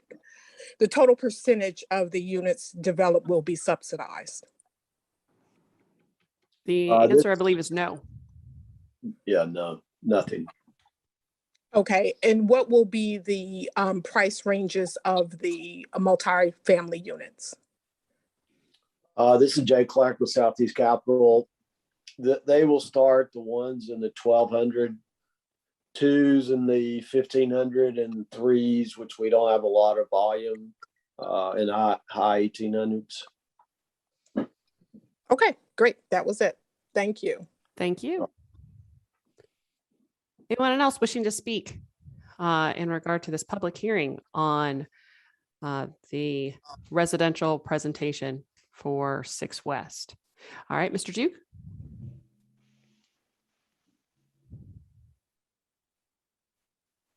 Okay, can you hear me? Yes, sir. Oh, yeah, great. It's a good looking project. Yeah, I like the 4 entranceways. I think that's an excellent asset, having multiple ways in and out. And the only question I have is, will there be a sidewalk or on Red Wine? Yes. Okay. All right. Oh, okay. So thanks. Thank you. Anyone else wish to speak during this public hearing? Go right ahead and raise your hand.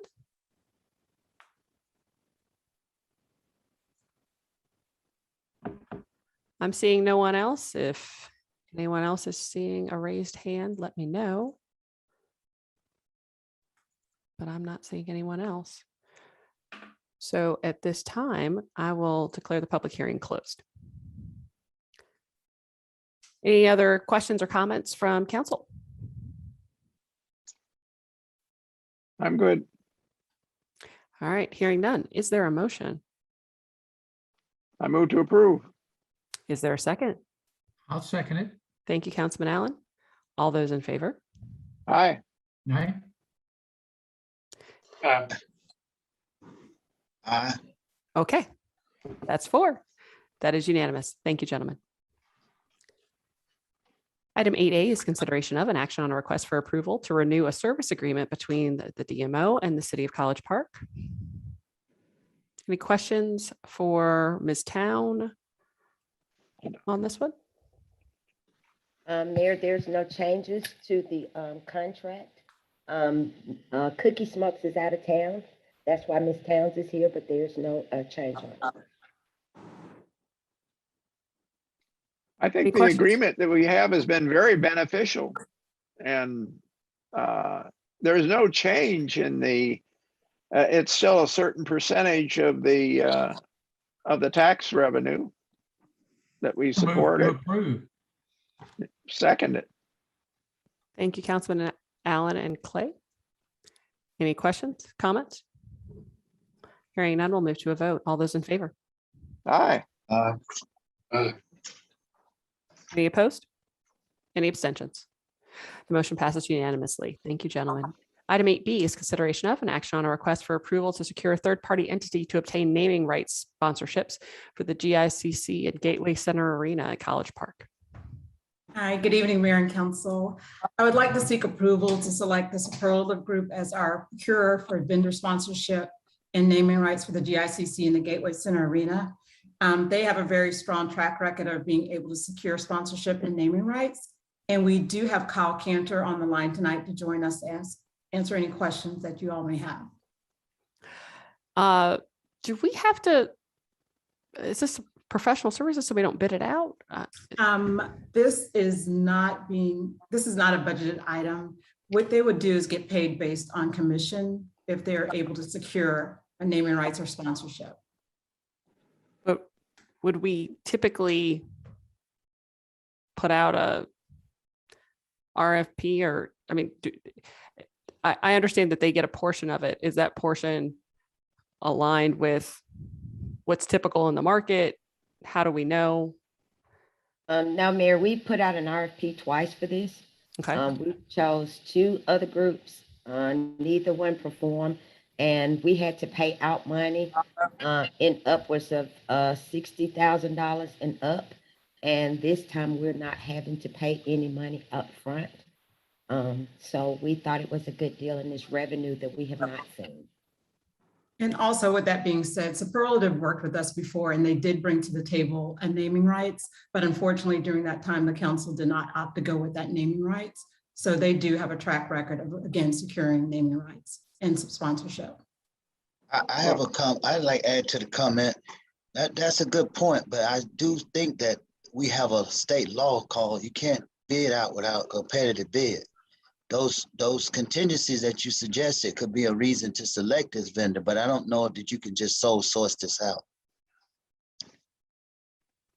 Mr. Denmark? I have a couple concerns. Hold on 1 second. Let me circle back with Mr. Denmark on this. Mr. Denmark, have you had an opportunity to review this item? I didn't review it in purposes of procurement. I thought it was in fact competitively bid. I'm not suggesting that it needs to be, but I think that if that analysis needs to happen, we need to take a look at that. But I didn't look at it in terms of whether or not it needed to be competitively bid. Can you let us know what kind of analysis would be necessary? And yeah, I mean, because obviously the compensation model certainly matters. I mean, if they're, for instance, if it classifies, falls to the services of professional services on the one hand, whether then they're going to be paid a fixed contractual fee or whether they're going to be at risk and earn a commission, all those things looking at under our purchasing policy, which was just rewritten, would have to kind of factor into the equation in terms of whether or not it would have to be bid. And you're unable to give us an opinion on that this evening? No, ma'am. I mean, there's just too many moving parts to determine whether or not it needs to be competitively bid. You know, like I said, I didn't anticipate that question. I didn't look at it for those purposes. I thought those questions were already answered. It did go before the before legal. Yeah. It was reviewed prior to coming to this meeting by legal. It was reviewed. I mean, we can't anticipate every question that might arise with regard to a matter that comes before council. If we're asked, does this need to be competitively bid, then we can answer that question.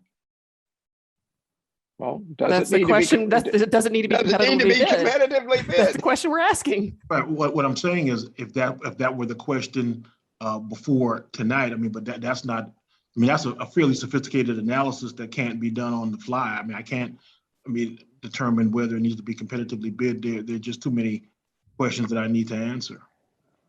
I don't understand that. Well, Maybe you can answer that let question me for make us. Mayor, can I make the question a little more real? Sure. Several years ago, we put this out for bid. And this firm came in at, I think, was a 17% commission. And another firm came in with a 15% commission. And I think we gave the bid to the 15% commission firm. So I don't know when this firm brought the example that was mentioned earlier, because they were never under contract to bring it. So I would have thought it wasn't this firm that brought it. I thought it would have been the other one. If you want me to name the firm, I can. It was SMB. So the other problem I've got is this is a 25% commission. So we're going from 17% to 25%. And yes, Mercedes said we paid 60,000. I think you said, Mercedes, for presumably for the other firm, not this firm. I don't know. I'm a little confused about who had the contract before. I didn't think it was this company. I thought it was the other company. We actually paid it. We paid it to both. Our initial was with Superlative. Superlative did all the background. That was before the arena was there. And they came up with the naming rights deal. When they came up with the naming rights deal, the council didn't like the company that came. So at that point, we let it go for a couple years, and then we brought it back again. Then we paid another $60,000, and that company didn't produce anything. So again, the reason that the commission is higher is because we're not having to pay that upfront money again. I understand. Now, let me ask this question. So if you're talking about the naming rights contracts go out, I'm trying to remember now from the packet, it was like 20 years or 10 years, something like that? Yes, sir. Okay, so what can we expect, just the ballpark, for naming rights for a facility? It might be 100,000 a year, or when we just had the convention center, it was about $340,000 a year. Okay, good. 340,000 a year. So that's close to 360, and a quarter of 360 would be 900,000. So say 800,000 a year would be their 25% commission. And Kyle Cantor is here also to answer any questions. So if their cut, 25% cut is $825,000, and I think if we get through this COVID crisis, and we're talking about the arena as well, I think in this package, $60,000 compared to $825,000 a year, 60,000 one time compared to $825,000 a year, I think I'd go for the 15% commission and pay us $60,000. And that's where we're talking about competitive bidding and looking for the best deal. So I don't understand how we could go with something as big as 25,000. They could make 850,000 a year for 10 years. That's 8.5 million. Am I right? And we would let that go for 60,000. I just throw that out. Our deal was $340,000 a year, which means they would get 25% of that. Before the deal, we had to pay on the contracts before, we had to pay $60,000 up front, up to $60,000 to include expenses, and they still got 17% commission off of whatever the deal was. That's correct. So you think this is a good deal, Mercedes? Well, we've had we paid two companies almost $120,000 to find us a naming rights deal. And when we got the naming rights deal, it was $300,000, and it was just for the convention center. Now that we have the arena, I think we can double that amount in finding a naming rights deal, or even if we just get one for the arena, it will cut some of the expenses that we have. Right. I hear you. I hear you. I just sounds like an awful high percentage. That's all. My question is not how good of a deal this is. I think we just evaded the question. I'm back to the original question. I don't think that this is a service contract. I think it should be competitively bid, and you guys should factor in on these contingencies that you're speaking of now and deciding who is a successful bidder. I just like for us to be to do the process right. Yeah, I'm agreeing with you, Councilman Gay. I think that's why I was trying to demonstrate that there could be a significant amount of money here. I think we need a ruling from, I think we need a determination from legal as to the process that we need to follow before we jump into anything to make sure that we're doing things the right way. Mr. Denmark, how long is it going to take you to get us that?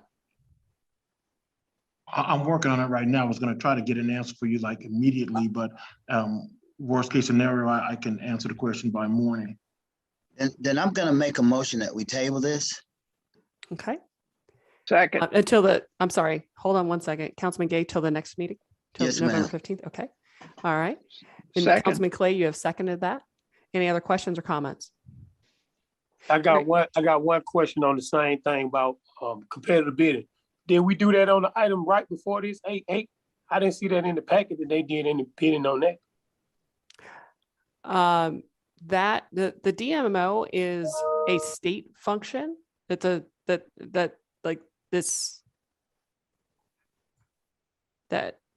that's an entirely separate issue. So And we it's a contract for 4 cities. It's the same contract for 4 cities. So we don't have to do it basically. We do. I'm saying the rule. What the rules say. We formed the state law. Mr. Denmark, I'm gonna stay in my lane. Yeah, under state law, we're obligated when we assess hotel motel taxes above a certain threshold to contract with a DMO. So that's pursuant to statute, and so we would not have to necessarily bid out the DMO services. Okay. Okay, you good? All right. Any other questions or comments? Hearing none, we'll move to a vote. All in favor to table this until the November 11th meeting. I'm sorry, November 15th meeting. Aye. All right, I heard all 4 of you. That is unanimous. Thank you, gentlemen. Item 8C is consideration of an action on a request for approval to purchase a replacement leaf vacuum truck under state contract at a cost of $219,683. Any questions from Ms. Echevarria? Okay. Second. All right. Thank you, Councilman Clay, Councilman Gay. All those in favor? Aye. Any opposed? Any abstentions? Hearing none, that is unanimous. Item 8D, consideration of an action on a request for approval on the financing terms of the lease to purchase a leaf vacuum truck agreement with Truist Bank in the amount of $220,000. Move to approve. Thank you, Councilman Clay. Is there a second? Second. Thank you, Councilman Gay. All those in favor? Aye. Any opposed? Any abstentions?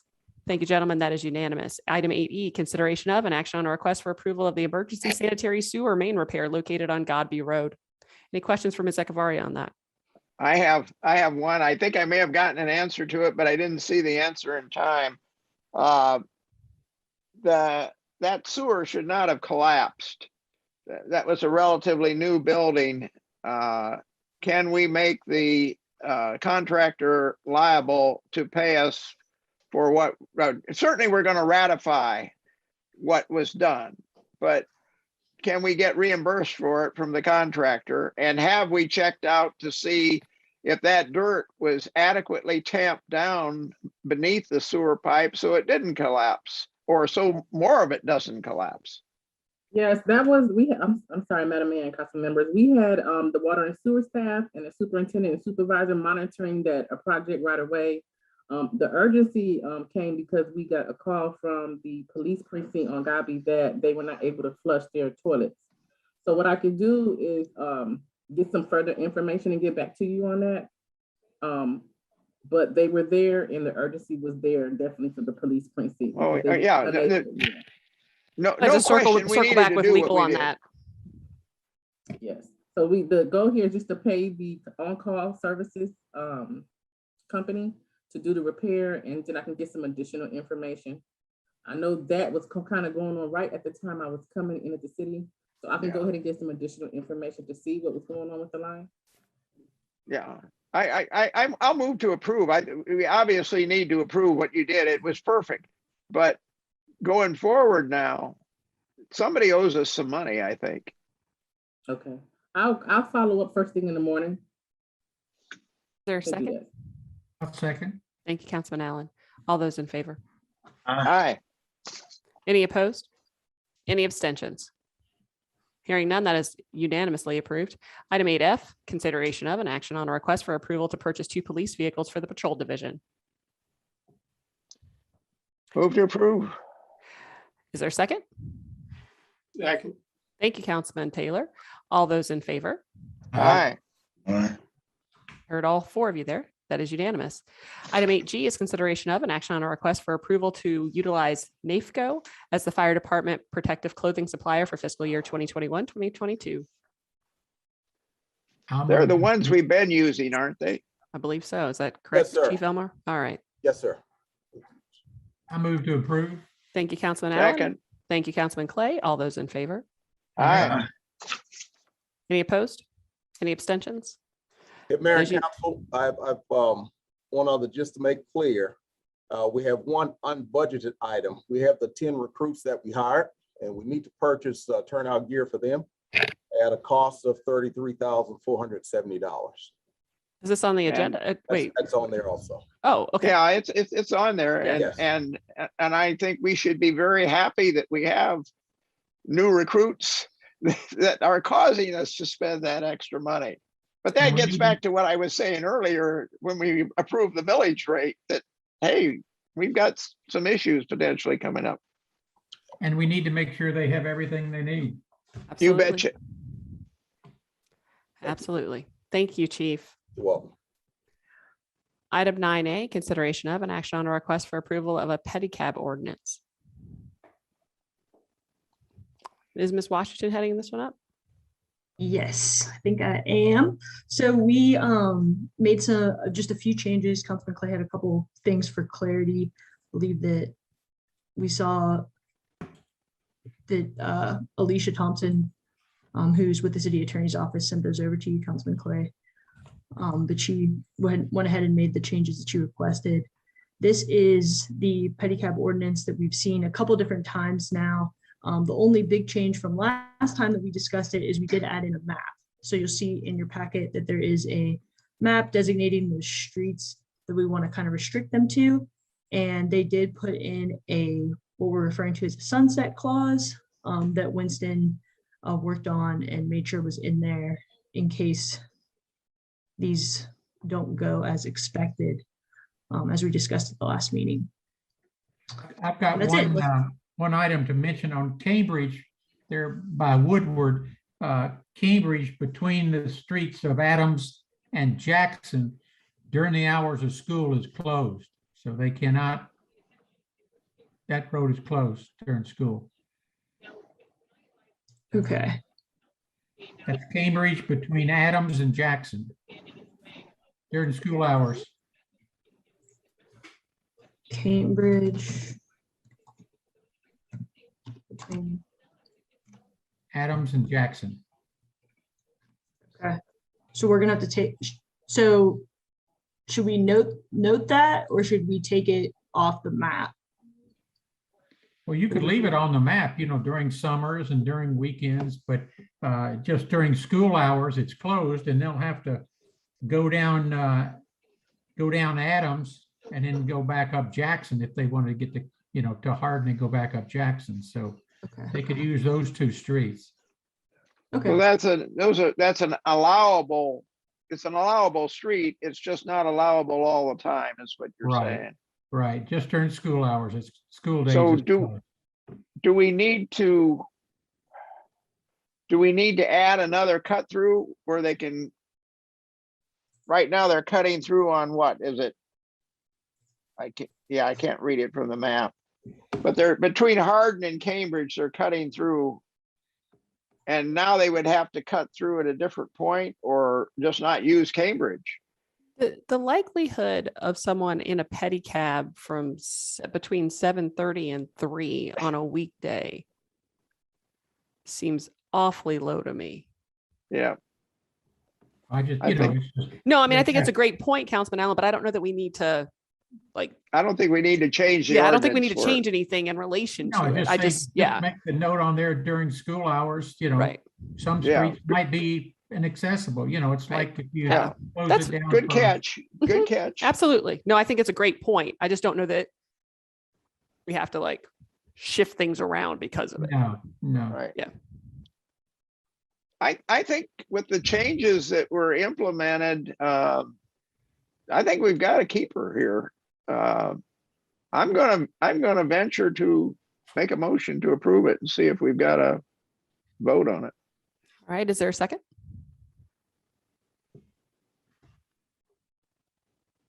I'll second it. Just to- Okay, Councilman Allen, thank you. Any discussion, questions? Hearing none, we'll move to a vote. All those in favor? Aye. Aye. Any opposed? Any abstentions? Hearing none, it passes unanimously. Thank you, gentlemen. Next item.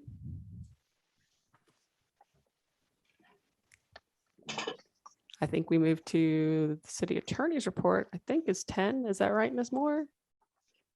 New business, which we have none. City attorney's report is 11. All right, Mr. Demar. Nothing, Mayor. All right, thank you. City manager's report. Well, wait, whoa. We had an item that we wanted to We have motions bring out up of under, executive session. oh, executive. Okay, I beg your pardon. We had talked about city. Yep. Right. City manager's report. Nothing. Thank you very much. Thank you. Report of mayor and council. Councilman Clay. Oh, yeah, I had several items real quick. Last week, I spent 3 afternoons attending the Ascent Center of Excellence meeting of the FAA. And that's the advisory board that I'm on that looks at research on climate and emissions and noise. It was an excellent meeting. The one thing I wanted to bring up is that what they're now calling UASs, they used to call them UAV, unmanned aerial vehicles. Now they call them UASs. Bottom line is that there's a lot of good research going on right now to research the noise impact of these. And after listening to the analysis that's being done by Stanford University, I basically asked the question, well, it sounds like you're talking about multiple leaf blowers, that the sound that you're going to get from all these UAVs flying around. And the answer was, yeah, and it's probably a little louder than that. So without going into the details of research, which I can't do, but let me just say that I think we put in our ordinance to limit where you could put a aerial vehicle terminal. And Nikki, is that correct? Is that still in the zoning ordinance?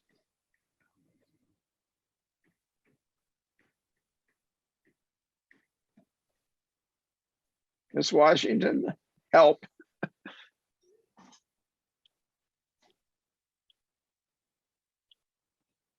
Mercedes, could you take an action item to find out whether the limitation is still in the zoning ordinance of where you can put a terminal for these things. Yes, The sir. other thing is that we need to follow this very closely because the distribution model that they're talking about is now to have these launched from trucks. So your UPS or your FedEx truck will drive down the street.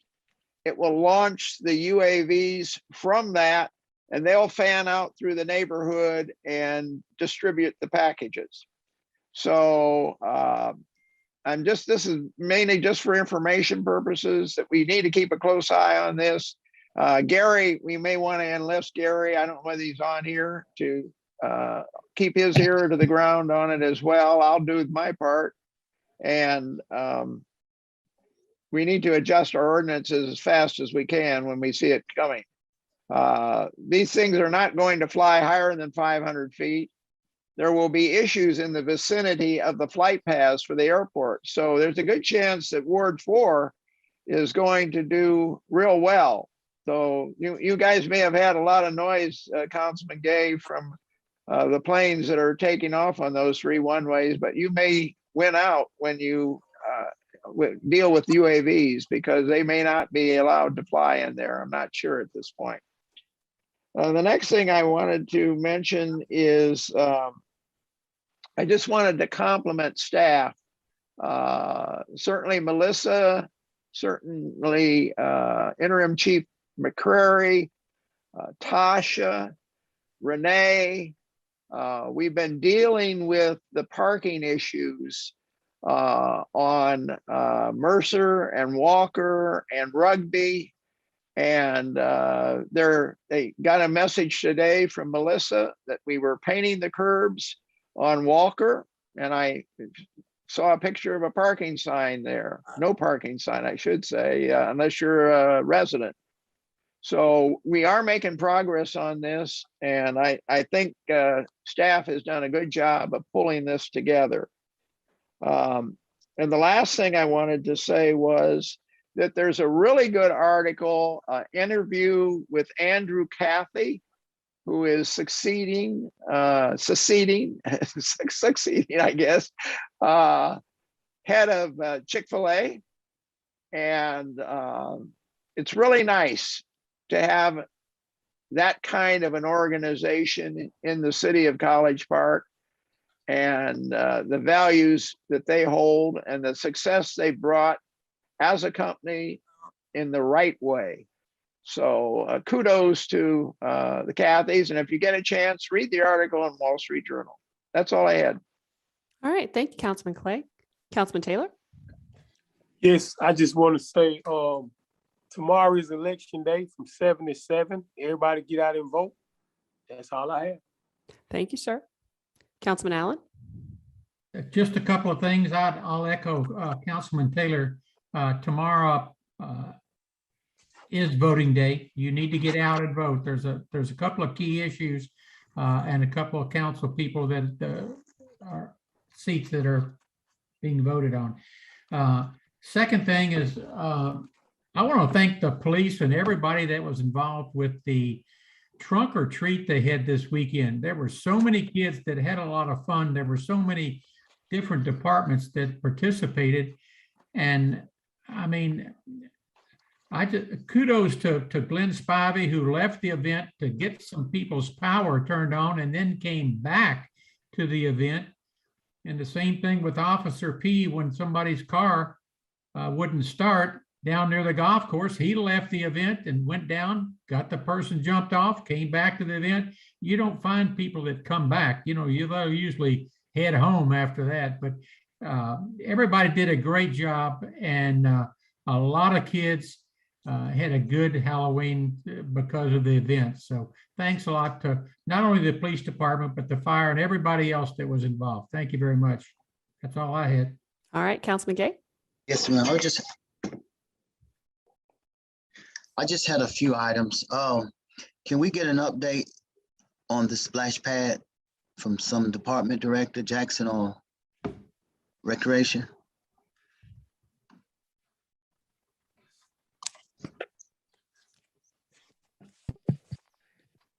I don't know if either one of them are on, but I do know that the parts have been ordered. But because of the way that supplies are coming in, we're at their mercy. So we're hopefully gonna get it maybe within the next 2 weeks. Okay. The second thing is that I would like for us to put on the agenda before this term is out, that we look at doing term limits. I know a lot of people talked about it, but it hasn't been brought back up. I really think term limits is important to our city democracy, and I would like for it to even be considered, if it gets on the agenda, that it goes back 4 years, that it's retroactive 1 term. So I would like for us to have that vote, either vote it up or down, but I would like for it to be put on the agenda before this term is out. The third thing I have is, I would like for us to look at our ethics ordinance, and let's look at what we have under nepotism. I think that we create several conflicts of interest if we don't look at nepotism in our organization. So I would like for that, Ms. Miller, to be put as an action item, that we look at it. Councilman Gay, we have changed the policy and I will bring it before the body. On nepotism? Yes, sir. I think that's been changed in HR. Okay, I didn't know, thank you. And I think I had 4.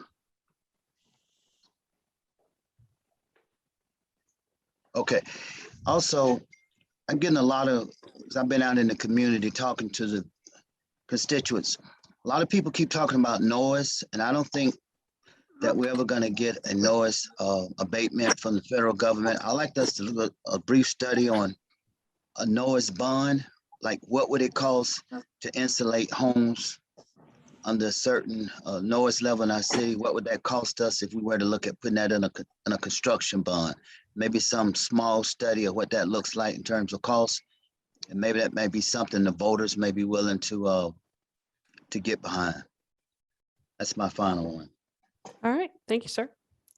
I will echo the sentiments of several council members.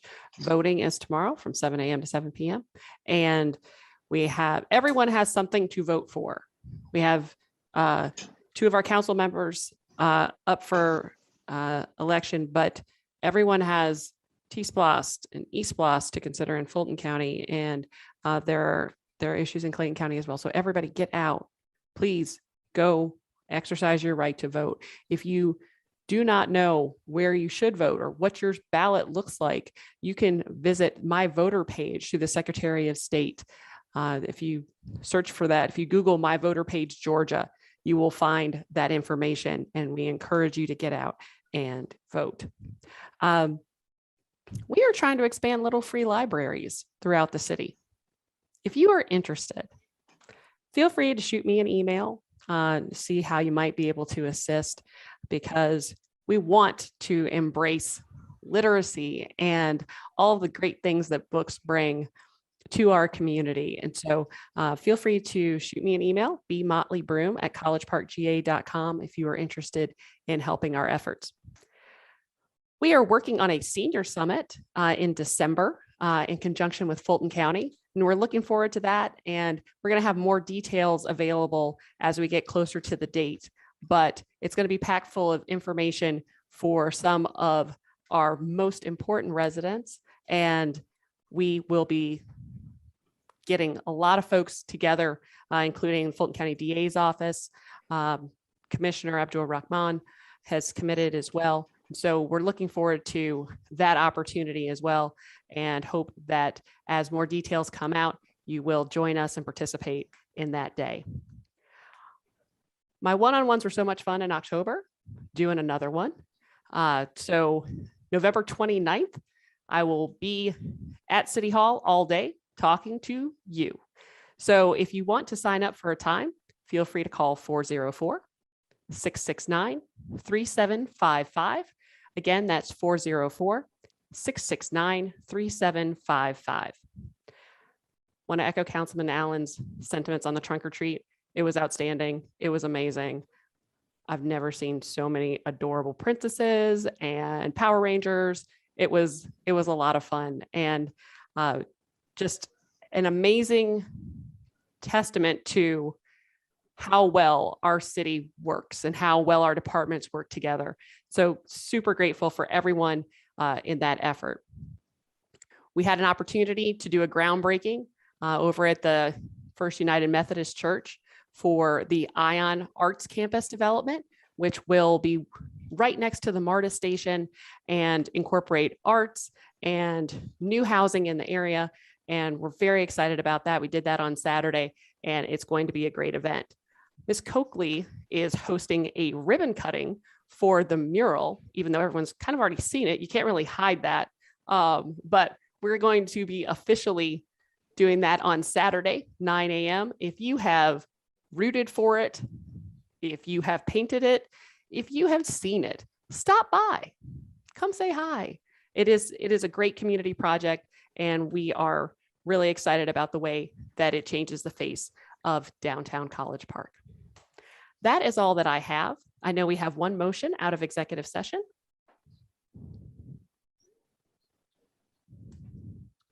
Anyone ready to make the motion? I think we are.